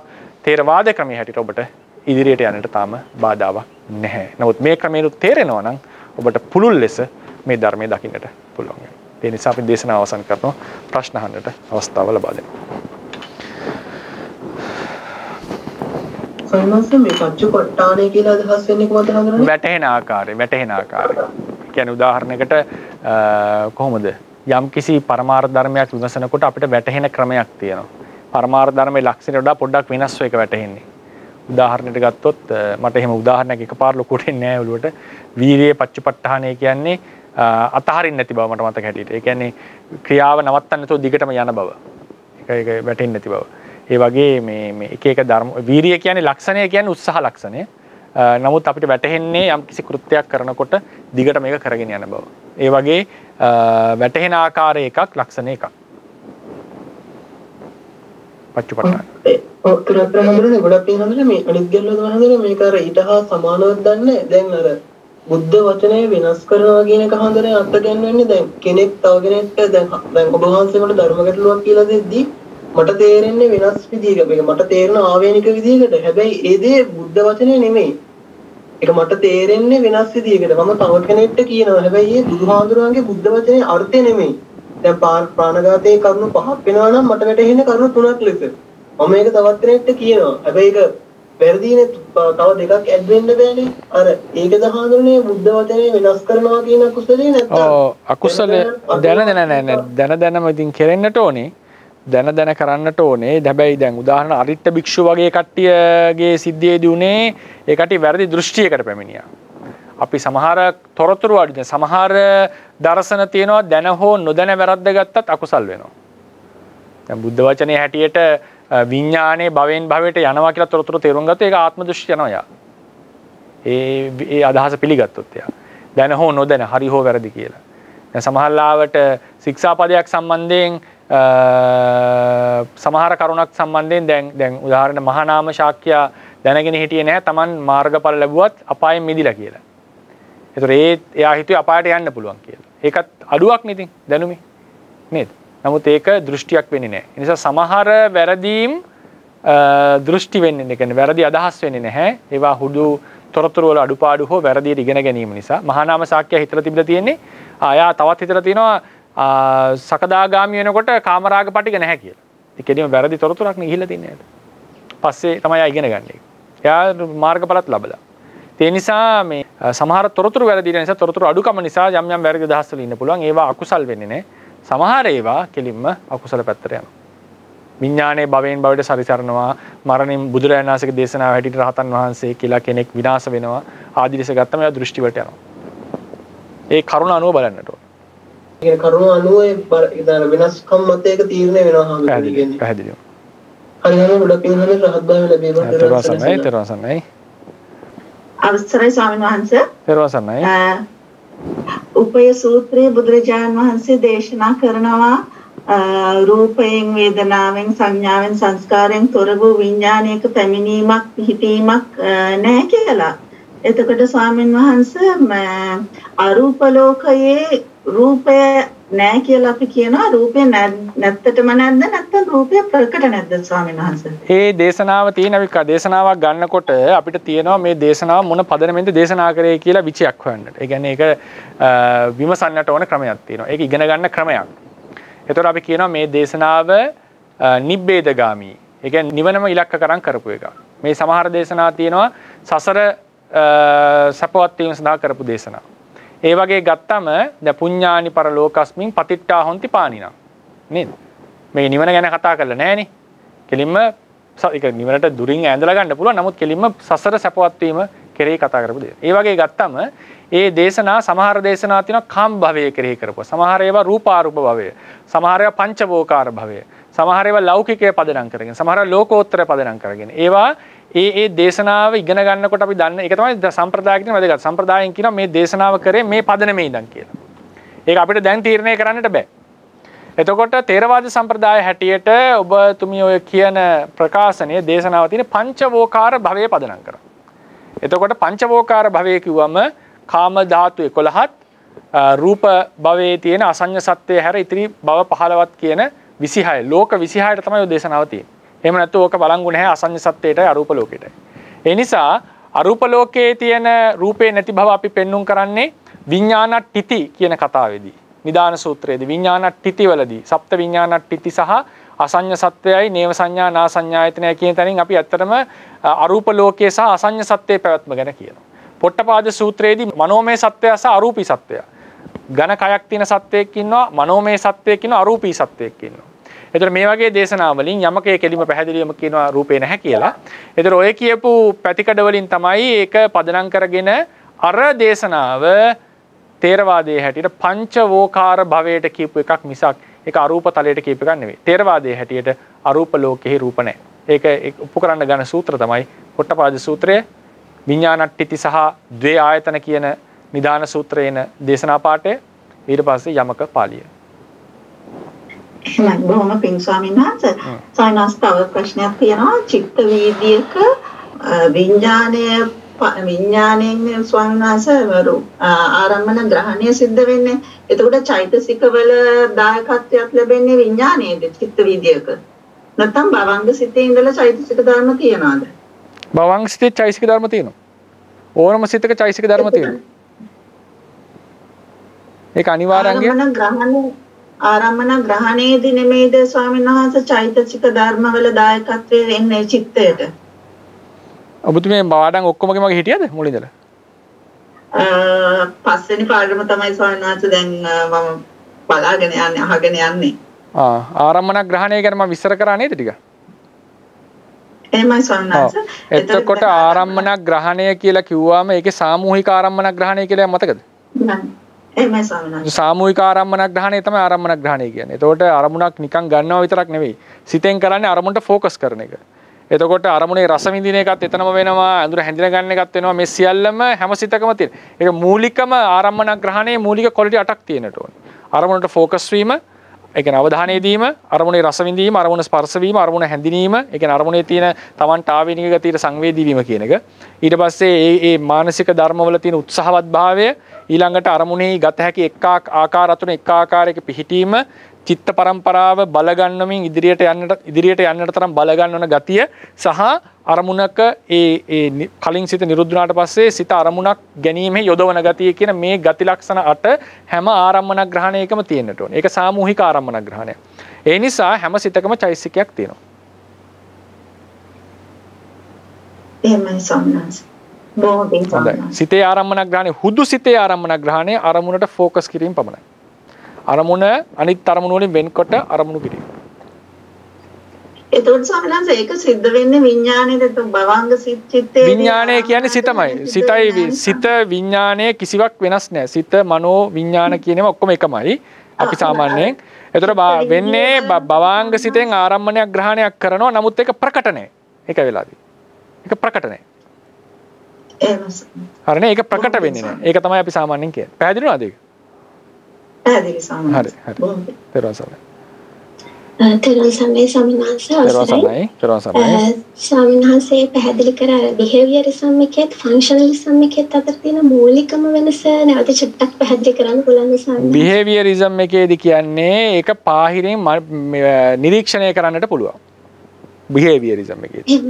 ෆන්ක්ෂනලිසම් එකේදී ඒක අභ්‍යන්තරයේ වෙන මානසික ක්‍රියාවලියක් වුණත් වෙන්නට පුළුවන්. එතකොට දැන් උදාහරණයක් මම ඒක එදාට විස්තර කරන්නම්. බිහේවියරිසම් එකේදී පේන් එකක් ආවම දඟලනවා. ඊට පස්සේ කෑ ගහනවා. මේ බාහිරට මැනිෆෙස්ට් වෙන බිහේවියර්ස්. ඒකට නැඹුරුවක් තියෙනවා. දැන් උදාහරණයකට අපි හිතමුකෝ ෆන්ක්ෂනලිසම් එකේ හැටගත් ශ්‍රද්ධාව කියලා ගතියක් තියෙනවා. ඒක බාහිරට මැනිෆෙස්ට් වෙන්න ඕනේ නැහැ. ශ්‍රද්ධාව තියෙනවා. ඒ ශ්‍රද්ධාව නිසා භාවනා කරන්න හිතෙනවා ඔබට. නැත්නම් ශ්‍රද්ධාව නිසා බුදුරජාණන් වහන්සේ ගැන කල්පනා කරනවා. එතකොට ශ්‍රද්ධාවේ කෘත්‍ය තමයි බුදුරජාණන් වහන්සේ ගැන සිතීමට සිතවිලි ඉපදවීම. එතකොට මේක බාහිරට මැනිෆෙස්ට් වෙන්න ඕනේ නැහැ. එතකොට ෆන්ක්ෂනලිසම් කියන එක හුදු බිහේවියර්ස් රහිත වුණත් විස්තර කරන්නට පුළුවන්. ඒක මෙන්ටල් ස්ටේට්ස්. එතකොට අපි බුදුරජාණන් වහන්සේ දැන් ශ්‍රද්ධාව කියලා දැන් හිතාගෙන ඉන්න විශ්වාසයක් ඇති වුණා ධර්මය අහනකොට විශ්වාසය ඇති වුණාම බුදුරජාණන් වහන්සේ ගැන සිහි කරනවා ධර්මයේ ගුණ සිහි කරනවා විදර්ශනා වඩනවා. එතකොට මේ ඔක්කොම උනේ ඇයි? බුදුරජාණන් වහන්සේ සිහි කරේ ඇයි? ශ්‍රද්ධාව නිසා. ශ්‍රද්ධාවේ ගතිය තමයි බුදුරජාණන් වහන්සේ කෙරෙහි සිහි කරවීම. ශ්‍රද්ධාවේ ගතිය තමයි විදර්ශනාවට නැඹුරු කිරීම.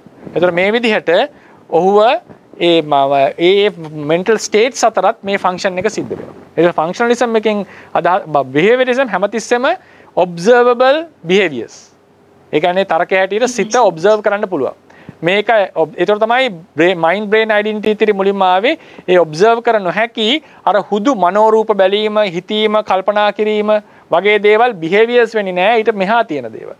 එතකොට මේ ඊට පස්සේ ඒක මොලේ කියලා කිව්වා. මොලේ ක්‍රියාකාරීත්වයක් කියලා කිව්වා. ඊට පස්සේ ඔක්කොම outward inward ඔක්කොම behaviors mental states සියල්ල මොලේ ක්‍රියාකාරීත්වයක් කියන තරද ඇවිල්ලා තියෙනවා. ඊට පස්සේ එන්නේ ඒක මොලේ නෙවෙයි ඒක කළ හැකි මොනවා හරි මානසිකව හෝ කායිකව හෝ වාචසිකව කායිකව දැන් ෆන්ක්ෂනලිසම් එකේ කායික behaviors ඇතුළත්. ඒ කියන්නේ ගහන්නට හේතු වුණා ද්වේෂය. ශ්‍රද්ධාව නිසා වඳින්නට හේතු වුණා. බුදුරජාණන් වහන්සේ ගැන සිහි කරන්නට මානසිකවත් හේතු වුණා. එතන මේ ෆන්ක්ෂනලිසම් කියන්නේ හුදු මානසික මට්ටම් හුදු ක්‍රියා සිද්ධ කරනවා. තව දේවල් දැන් ඔවුන්ගේ හැටියට අපි සිතක් පහළලා තව සිතක් පහළලා ඒ සිතෙන් අනිත් සිත හටගත්තා කියන අපේ තේරවාද කෝණයෙන් බලන්නේ නැහනේ.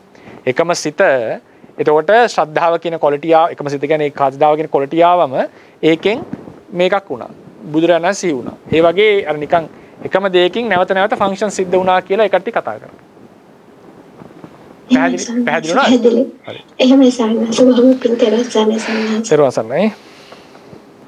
ස්වාමීන් වහන්සේ මේ තෙරුවන් ස්වාමීන් වහන්සේ දැන් මොලේ ගැන හිතනකොට ස්වාමීන් වහන්සේ ඇත්තටම දැන් මනුෂ්‍ය හරි සත්තු හරි ක්‍රියාකාරීත්වයට මොලය ඇත්තටම අත්‍යවශ්‍යයිනේ. මොලේ නැතුව මේ ඇත්තටම මුකුත් කරන්න බෑ. කිසිම දෙයක් කරන්න බෑ. දැන් බුදුදහමේ ස්වාමීන් වහන්සේ මොලේට මේ එහෙම මුකුත් ඉගැන්වීමක් කරන්නේ නැත්te ඒක නිර්වාණයට අදාළ නැති නිසා වෙන්නේ නැති නේද? ඇයි දේශනා නොකරේ කියන එකට උත්තර දෙන්න මට බෑ බුදුවරයෙක්ගේ තීරණයක් නේ. එතකොට මේ ඇයි කියලා හිතා ගන්න බෑ. මොකද කියලා මට හිතෙන එකක් තමයි සමාජයට මේක මොකක්වත් ඒකෙන් කරන්නට බෑ. මේ විමෝක්ෂයට යන්නට බෑ. මොලේට වර්ධනය කරලා මොලේට මොකක්වත් කරලා විමෝක්ෂයකට යන්න පුළුවන් එකක් නෙවෙයි. නමුත් මොලේ දැන් අප බුදුරණාහිසේකේ තියෙනවා සමහර ඒක අපේ තේරවාදය තුළ තියෙන සමහර කෑම කෑවම රාගය වැඩි වෙනවා. සමහර කෑම කෑවම සමාධියට හොඳයි. සමහර ආහාර වලින් ප්‍රඥාවට හොඳයි. අපේ ලොකු සානසලත් ඒවා කියලා තියෙනවා. ඒ සාමාන්‍ය පොත්පත්වලත් සමහර වේද පොත්පත්වලත් එහෙමත් තියෙනවලු. සායව ප්‍රායෝගික ඇත්තවලුත් තියෙනවා. මේ සමහර බෙහෙත් ගත්තම රාගය අවිස්සෙනවා. ඒතර ඒ නිසා මේ පැහැදිලිවම මනසට බලපානවා. එතකොට රූපයෙන් මනසට බලපෑම කියන එක පැහැදිලි දෙයක්. ඉතින් නමුත් ඒක නෙමෙයි ප්‍රතිපදාව වෙන්නේ. මොකද කොච්චර කැම දුන්නත් කොච්චර මොලේ හොඳ කරත් අපි දැන් ඉස්සරහට එනවා මොලය සහ සිත අතර පැහැදිලි වෙනසකට බුදුරජාණන් වහන්සේ පැමිණෙනවා. එතකොට ඒ වෙනස ගත්තට පස්සේ මොලේට දේවල් කර කර හිටියට හරිය නැහැ. කතෘත්වය මොලේට දැන් උදාහරණයකට දැන් ඒක මම කියන්න හිටියේ මට ඇත්තටම වෙලා තිබුණ නැහැ කියන්න. ඔය මයින්ඩ් බ්‍රේන් ඩෙන්ටිටි තියරි හෝ ෆන්ක්ෂනලිසම් කියන ඒවාට තියෙන ලොකුම බාධක කීපයක් තියෙනවා. එකක් තමයි ක්වාලියා කියන එක. ක්වාලියා කියලා කියන්නේ මේ අපිට ඇති වෙනවා මේ අපි අත්දැකීමක් ලබනවා කියලා අමුතු හැඟීමක් අමුතු ලෝකයක් නිර්මාණය වෙනවා අපි අතර. මම වේදනාව විඳිනවා, රසක් විඳිනවා, කෑමක රස දැනෙනවා. එන්න මේ කියන්නේ ක්වාලියා කියන එක. මේක කොහොමද හැදුනේ කියන එක මොලෙන් විස්තර කරන්නට බෑ. ඇත්ත කතාව. ඒකට ගොඩාක් උත්සාහලන් දෙනවා අසාර්ථකයි.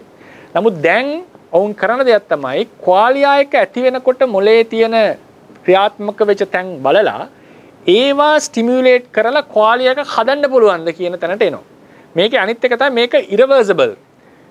මොලේ දැන් ඔවුන්ගේ ක්‍රමය විද්‍යාඥයෝ බලන ක්‍රමය හැටියට දැන් ෆන්ක්ෂනලිසම් එකේදී ඊළඟ එන මොකද්ද මේ මොකද්ද කිව්වේ ෆිසිකලිසම් වල මෙටීරියලිසම් වේවා ෆිසිකලිසම් වේවා දෙකම එකයි. එතකොට ඒ ෆිසිකලිසම් වලදී මම යොදන අර්ථය එකයි. ෆිසිකලිසම් වලදී තියෙන එකක් තමයි මනස කියලා දැන් පැහැදිලිවම යමක් වෙනවනේ දැන්.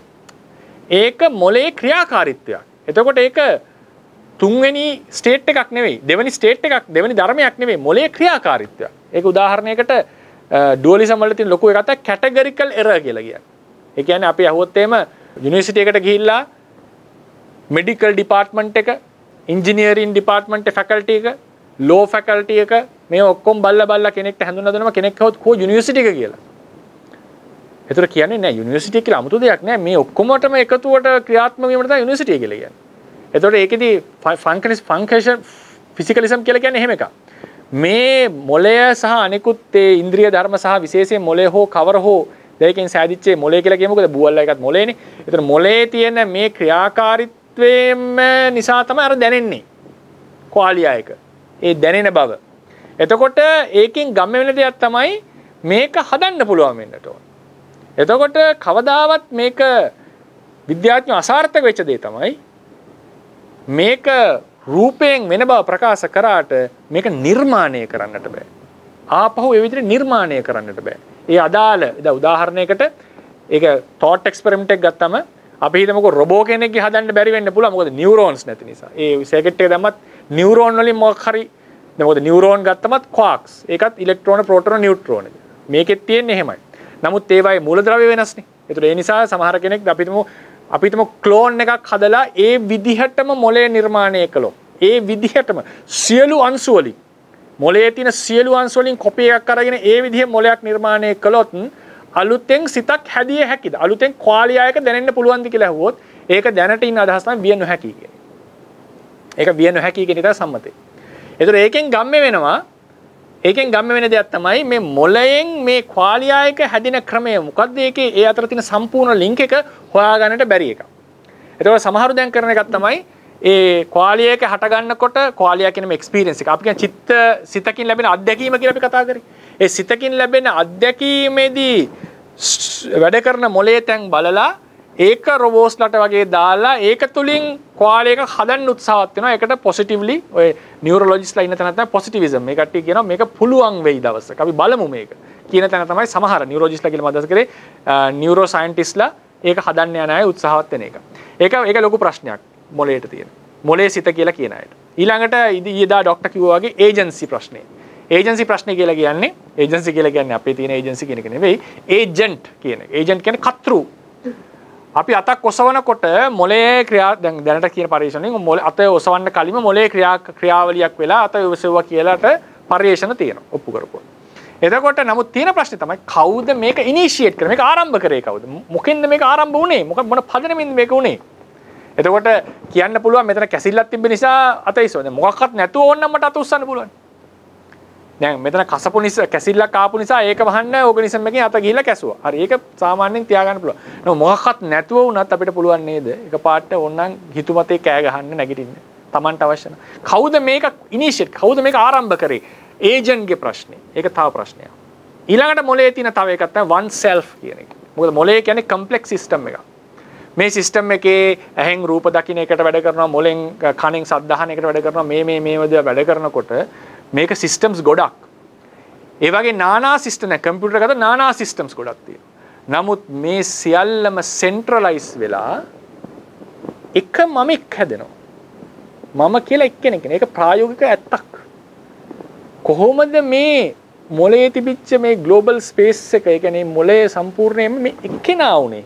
ඇයි එක්කෙනෙක්ට උනේ? ඊට පස්සේ ප්‍රශ්නයක් කරනවා. ඉවොලූෂන් පරිණාමවාදීන් ඔක විස්තර කරන්නේ පරිණාමයේ මොකද්ද ප්‍රයෝජනයකට ආපු? ඒකට තර්ක ගේනවා. ඉදිරිපත් කරන්න තර්ක තියෙනවා. මේ නිසා මේ ප්‍රයෝජනය උනේ ආදී ලෙසට. ඉතින් ඕවා තමයි ඉදිරිපත් කරගන්න බැරි වාද. ඉතින් ඒවා හරි අමාරුයි ඉදිරිපත් කරන්න. ක්වාලියා එක කවුද කතෘ? ඊට පස්සේ අනිත් එක තමයි one self කියන ප්‍රශ්න ටික. තවත් ඒවා තියෙනවා ෆ්‍රී විල් එකේ ප්‍රශ්න අරක මේක. ඉතින් ඔන්න ඕවා මොළය කියන එක තියරියෙන් විස්තර කරගන්නට අපහසු වෙන දේවල්. ඉතින් බුදුරජාණන් වහන්සේ මොළයට දේශනා නොකරන්නට හේතුවක් ලෙස කෙනෙක්ට උපකල්පනයක් ගේන්නට පුළුවන්. මොකද මොළය සම්පූර්ණයෙන් හැදුවා කියලා ක්වාලියා එක හැදෙන්නේ නැහැ. සම්පූර්ණයෙන් මොලෙන් ඒක වෙනස් කරන්න මොලෙන් නිර්මාණය කරන්න පුළුවන් එකක් නෙවෙයි. මොලේ දායකත්වයක් දීලා විතරයි. එතකොට මොලේට බෙහෙත් දීලා මොලේ හොඳ කරලා මාර්ගඵලයකට යන්න බෑ. මොලේ සිතට ලොකු දායකත්වයක් දෙනවා හොඳට වැඩ කරන්නට. ෆන්ක්ෂන් වෙන්නට. නමුත් අවසානයේදී තීන්දුව ගන්නේ අවසානයේදී භාවනාව කරන්නේ අවසානයේදී අවබෝධය ලබන්නේ මාර්ගඵලය ලබන්නේ මොලේ නෙවෙයි මේ සිත. ඒ නිසා විය හැකි බුදුරජාණන් වහන්සේ වගේ උත්තමයෝ රූපය සිතට දායකත්වයේ දුන්නත් කෙනෙක් කියන්නට පුළුවන් බුදුරජාණන් වහන්සේ ඒක දැනගෙන හිටියේ නැහැ නිසා දේශනා කරේ නැහැ කියලා කෙනෙක් තර්ක කරන්නට පුළුවන්. ශ්‍රද්ධාවෙන් බලන්නේ නැති කෙනෙක්. එහෙම තර්කයක් ගේන්නට පුළුවන්. ශ්‍රද්ධාවෙන් බලන කෝණේ හැටියට අපිට කියන්නට වෙන්නේ බුදුරජාණන් වහන්සේ දැනගෙන ඉඳලත් මේක දේශනා නොකරන්නේ ඒක තුලින් කවදාවත් සත්‍ය අවබෝධයකට යන්නට බෑ. මොකද අවසාන තීන්දුව ඒජන්ට් කතෘ කවුද? ක්වාලියයේ අවසානයේ ඒක හුදුව ඒකෙම නිර්මාණය වෙච්ච දෙයක් නෙවෙයි කියන එක. මොකද එහෙමනම් ආය හදන්න පුළුවන් වෙන්නට ඕන. ඊට පස්සේ වන් සෙල්ෆ් එකෙන් පැහැදිලි වෙනවා මේක මොලේම ආපු එකක් නම් කොහොමද එකක් උනේ කියන ප්‍රශ්නේ. ඒකට තර්ක తీරම ඒක වෙන දවසක කතා කරන්න. එතකොට මේ ප්‍රශ්න ඔක්කොම බැලුවම පැහැදිලි වෙනවා අවසාන තීන්දුව අවසාන තීරණය අවසානයේ කර්මය සිද්ධ කරන්නේ මේ සිත කියන ධර්ම. ඒ නිසා සිත ගැන කතා කරනවා මිසක් රූපය ගැන කතා කරන්නට හේතුවක් පේන්නේ නැහැ. ස්වාමීන් වහන්සේ ඒක හරියට අර ස්පයින් එක මොකක් හරි ඩැමේජ් එකක් වුණාම හිට ගන්න බෑ ඉඳ ගන්න බෑ ඒ වගේ එකක් තමයි මොලේ කියන්නේ. ඒ වගේ තමයි බුදුදහමේ කෝණයෙන් බැලුවම මොලේ. හරි ස්වාමීන් වහන්සේ තෙරුවන් සරණයි. තෙරුවන් සරණයි ස්වාමීන් වහන්සේ බාස් කිව්වා වගේ අත උස්සන්න ඕනේ නම් ඒක ටිකක් පැහැදිලි කරන්න. අත උස්සන්න ඉස්සෙල්ලා ලයිට් වෙනවා. දැන් අත වැඩ කරන ඒරියා තියෙනවා මෝටර් කෝටෙක්ස් කියලා. ඒක ලයිට් වෙන්නේ ඉස්සෙල්ලා ප්‍රී මෝටර් කෝටෙක්ස් එක ලයිට් වෙනවා. මොකද මේක හිතුවහම. හැබැයි ඇයි අපි අත උස්සන්නේ කියන එක එතනින් කිසිම ඉන්ඩිකේෂන් එකක් මොලේ ලෙවල් එකේ නැහැ. අපිට අත උස්සන්න ඕනේ අපි ආස යමක් ගන්න නම් ඒක ඩිරෙක්ට් කරපු එක ඒක ඉනිෂියේට් කරපු එක අත උස්සන්න කියන දේ උස්සන්න ඕනේ කියන දේ ඉනිෂියේට් කරපු එක එනවා. අත උස්සන්න ඉස්සෙල්ලා. ඔව්. හැබැයි අත උස්සන්න ඇයි අපි අත උස්සන්නේ කියන එක කිසිම විදියකින් ඉන්ඩිකේට් වෙන්නේ නැහැ. දැනට තියෙන එක්ස්පෙරිමන්ට්ස් දැනට තියෙන ටෙස්ට් එතකොට මේක කතෘ එහෙම නැත්නම් ඒකට ඇයි කරන්න හේතු හරි ඒක කරන්න අපි ඇයි පෙළඹුණේ කියන එක එතනින් එන්නේ නැහැ. එතකොට ඒක එකක් අත උස්සීම සම්බන්ධව දේ තමයි අත උස්සන්න ඉස්සෙල්ලා ලයිට් වෙන්නේ. අත උස්සනවා කියන එක අත උස්සන්නේ ඉස්සෙල්ලා උස්සනවා කියන ඒරියා එක ලයිට් වෙනවා. ඔව්. අනිත් කාරණාව තමයි සම්හස දැන් ඔය ගොඩාක් ඔය කොග්නිෂන් කියන එක දැන් කොන්ෂස්නස් එකට හේතුව දැන් ඔළුවට ගැහුවම අන්කොන්ෂස් වෙනවා කියමුකෝ. අන්කොන්ෂස් වෙනවනේ සම්හස සමහරවිට. එතකොට එතන අපිට හොයන්න අමාරුයි. ඒ කොන්ෂස්නස් එකට හේතුව මොළය නිසාම ඒක ඉනිෂියේට් වෙලා තියෙන කොයි ලෙවල් එකේද කියලා හොයන්න අමාරුයි. අපිට හිත වැඩ කරනවා ඒ උනාට හිතට කොන්ෂස් වෙන එක නේද භාවංග චිත්ත මරුන් නැත්තම් භාවංග චිත්ත අපි නිකන් assume කරොත් assume නෙමෙයි ඒක බුදුදහම අනුව හිතුවොත් ඒ චිත්තචෛතසික පරම්පරාව යනවා. ඒකට කොන්ෂස් වෙන්න ඕනේ. හැබැයි මොලේ තියෙන දුර්වලකමක් නිසා ඒක තියෙන නියුරෝ ට්‍රාන්ස්මිටර්ස් වල දුර්වලකම නිසා අපිට කොන්ෂස් නැහැ. ඒක සෙකන්ඩ් ලෙවල් එකේ තමයි කොන්ෂස්නස් එක යන්නේ. දැන් අපිට අත උස්සන්න ඕනේ හැබැයි අතේ මෝටර් ඒරියා එක ඩැමේජ් වෙලා. එහෙම නැත්නම් ස්ට්‍රෝක් එකක් හැදෙනවා. එතකොට අත උස්සන්න ඕනේ කියන සිත පහළ වුණාට එතන ඒරියා එකේ ඇතිවෙන මෙකැනිසම්ස් ඒ කියන්නේ රූපවල තියෙන වෙනස්කම් රූප නැතිවීම එහෙම නැත්නම් රූපවල දැන් හුඟක්ම ඒවා යන්නේ ෆයිබර්ස් නර්ව් සෙල්ස් එක තියෙනවානේ නර්ව් කන්ඩක්ට් වෙන මේ තන්තු ඔව් හුඟක් ඉමෝෂන්ස් ඔක්කොම යන්නේ සෛල මට්ටමට වැඩිය ඒ සෛල වල තන්තු අතර තියෙන තන්තු ක්‍රියාත්මක වෙනවා ඒ අතර තියෙනවා නියුරෝ ට්‍රාන්ස්මිටර්ස් කියලා දැන් ඉතින් ගොඩාක් තියෙනවා ඒවා ඉතින් ප්‍රධාන ඒවා 5ක් තියෙනවා. ඒකට ඒවා තමයි ඔය ඒව නැති වුනහම ඒ nerve conduction කියන එක කියන්නේ හිතේ ඔළුව අපි අත උස්සන්න ඕන වුනහම ඒ nerve impulse එක යන pathway එක වැඩ කරන්නේ නැහැ. ඒක මේ මුලතැන වැඩ කරලා මුලතැන නැතිවීම හෝ මුලතැන ආබාධිත වීම හෝ ඒක කන්ඩක්ට් වෙන මොලේ දිගේ කන්ඩක්ට් වෙන හරිය වැඩ කරන්නේ. ඒ ඔක්කොගෙම තියෙන chemicals මේ chemicals තමයි තියෙන්නේ. ඉතින් බොහෝ වෙලාවට fibers තියෙන හරිය වෙන්න පුළුවන් ඍතුජ රූප chemicals වෙන්න පුළුවන් චිත්තජ රූප. හැබැයි චිත්තජ රූප සියල්ල සම්පූර්ණයෙන් ඇති කරන්න බැරි වෙන්න පුළුවන්. එතන තියෙන ආබාධිත. ඒ හැම වෙලේම මේ අපිට රූපෙන් නාමයට උනාද නාමයෙන් රූපයට උනාද කියන එකවත් කියාගන්න බෑ. එතන මොලේ ලෙවල් එකේ සියල්ල ඔබ වහන්සේට දැන් කිව්වට මොලේ බලපෑම දන්නවා. හැබැයි අපි රූපයෙන් සිතට උනාද මොලේ ලෙවල් එකේ උනත් අපිට තාම එවිඩන්ස් නැහැ. මොලේින්ද සිත වෙනස් වුණාද සිත වැඩ කිරීමට මොලේ ආබාධ නිසා බැරි වුණාද කියලා. හරියට හරි. ඒකින්ද එහෙම කන්ක්ලූඩ් කරන්න තමයි ඒ වෙලේ මොලේ අන්කොන්ෂස් උනේ මොලේට ගැහුව නිසා ඒ හින්දා මොලේ තමයි එතන කතෘ මොලේ තමයි ප්‍රධාන සාධකය කියන්නත් බෑ. චිත්තපාද වලින් කොන්ෂස්නස් එනතනත් නියුරෝට්‍රාන්ස්මිටර්ස් ෆයිබර්ස් මොලේ තියෙනවා. ඒ කියන්නේ කොන්ෂස්නස් එක ඇත්තම රෙටිකුලර් ෆෝමේෂන් කියලා මොලේ කොටසින් තමයි එන්නේ. හැබැයි ඒක cause the effect කියලා අපිට තාම කියාගන්න බෑ. හරි.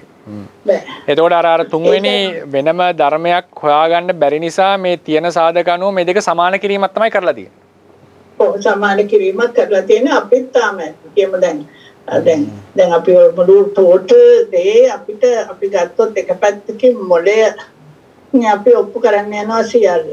අනිත් පැත්තෙන් අපි බෞද්ධ දර්ශනයෙන් නැත්නම් අපි මේ බුදු දහමෙන් අපි ඔප්පු කරන්න යනවා කියලා කිව්වහම දෙපැත්තෙම අපිට ඔප්පු කරන්න බැරි සාධක තියෙනවා. මම මට හිතෙන හැටියට මම බයස්ට දන්නේ හැබැයි බුදු දහමෙන් ඔප්පු කරන්න බැරි ටිකයි අපිට queries දෙන එක. සයන්ස් වලින් ඔප්පු කරගන්න බැරි මොලේ ක්‍රියාකාරීත්වයෙන් ඔප්පු කරගන්න බැරි ඒවා ගොඩාක් තියෙනවා නියුරෝ සයන්ස්. ඒක හරි. ඒගොල්ලන් හැබැයි හිතනවා ඒක ඉස්සරහට නියුරෝට්‍රාන්ස්මිටර්ස් තව හොයාගනි එන්න හොයා ගන්නවා. ඒවයින් අපිට පුළුවන් වෙයි කියලා ඒ තාම එතෙන්ට දාගෙන ඉන්නවා. දැන් සයිකියාට්‍රි උනත් තාම දාගෙන ඉන්නේ නියුරෝට්‍රාන්ස්මිටර් ඉම්බැලන්ස් කියලා මානසික රෝගවලට. ඉතින් ඒවයින් සමහර ඒවා හොයාගෙන ගිනවා. හැබැයි ඒත් අපිට ඔප්පු කරන්න බෑ ඒක කෝස් එකද කොන්සික්වන්ස් එකක්ද කියලා. පැහැදිලි. බොහොම පිං ડોක්ටර්. බොහොම පිං. ඉතාම ප්‍රයෝජනවත්. පෙරවන් සරණයි ડોක්ටර්. එහෙනම් අද දවසේ අපි රස කරන්ට දෙනා වූ කුසල සම්භාරය තව තවත් ධර්මඥාන භාවනාඥාන දියුණු කරගෙන නිවනෙන් සැනසෙන්නටම හේතු වේවා. බුද්ධ ශාසනයේ චිරස්ථිතිය පිණිසත් මේ උත්සාහය උපකාර වේවා කියලා ප්‍රාර්ථනා කරනවා. බුද්ධ ශාසනං චිරන් තිට්ඨතු බුද්ධ ශාසනං චිරන් තිට්ඨතු බුද්ධ ශාසනං චිරන් තිට්ඨතු සාදු සාදු සාදු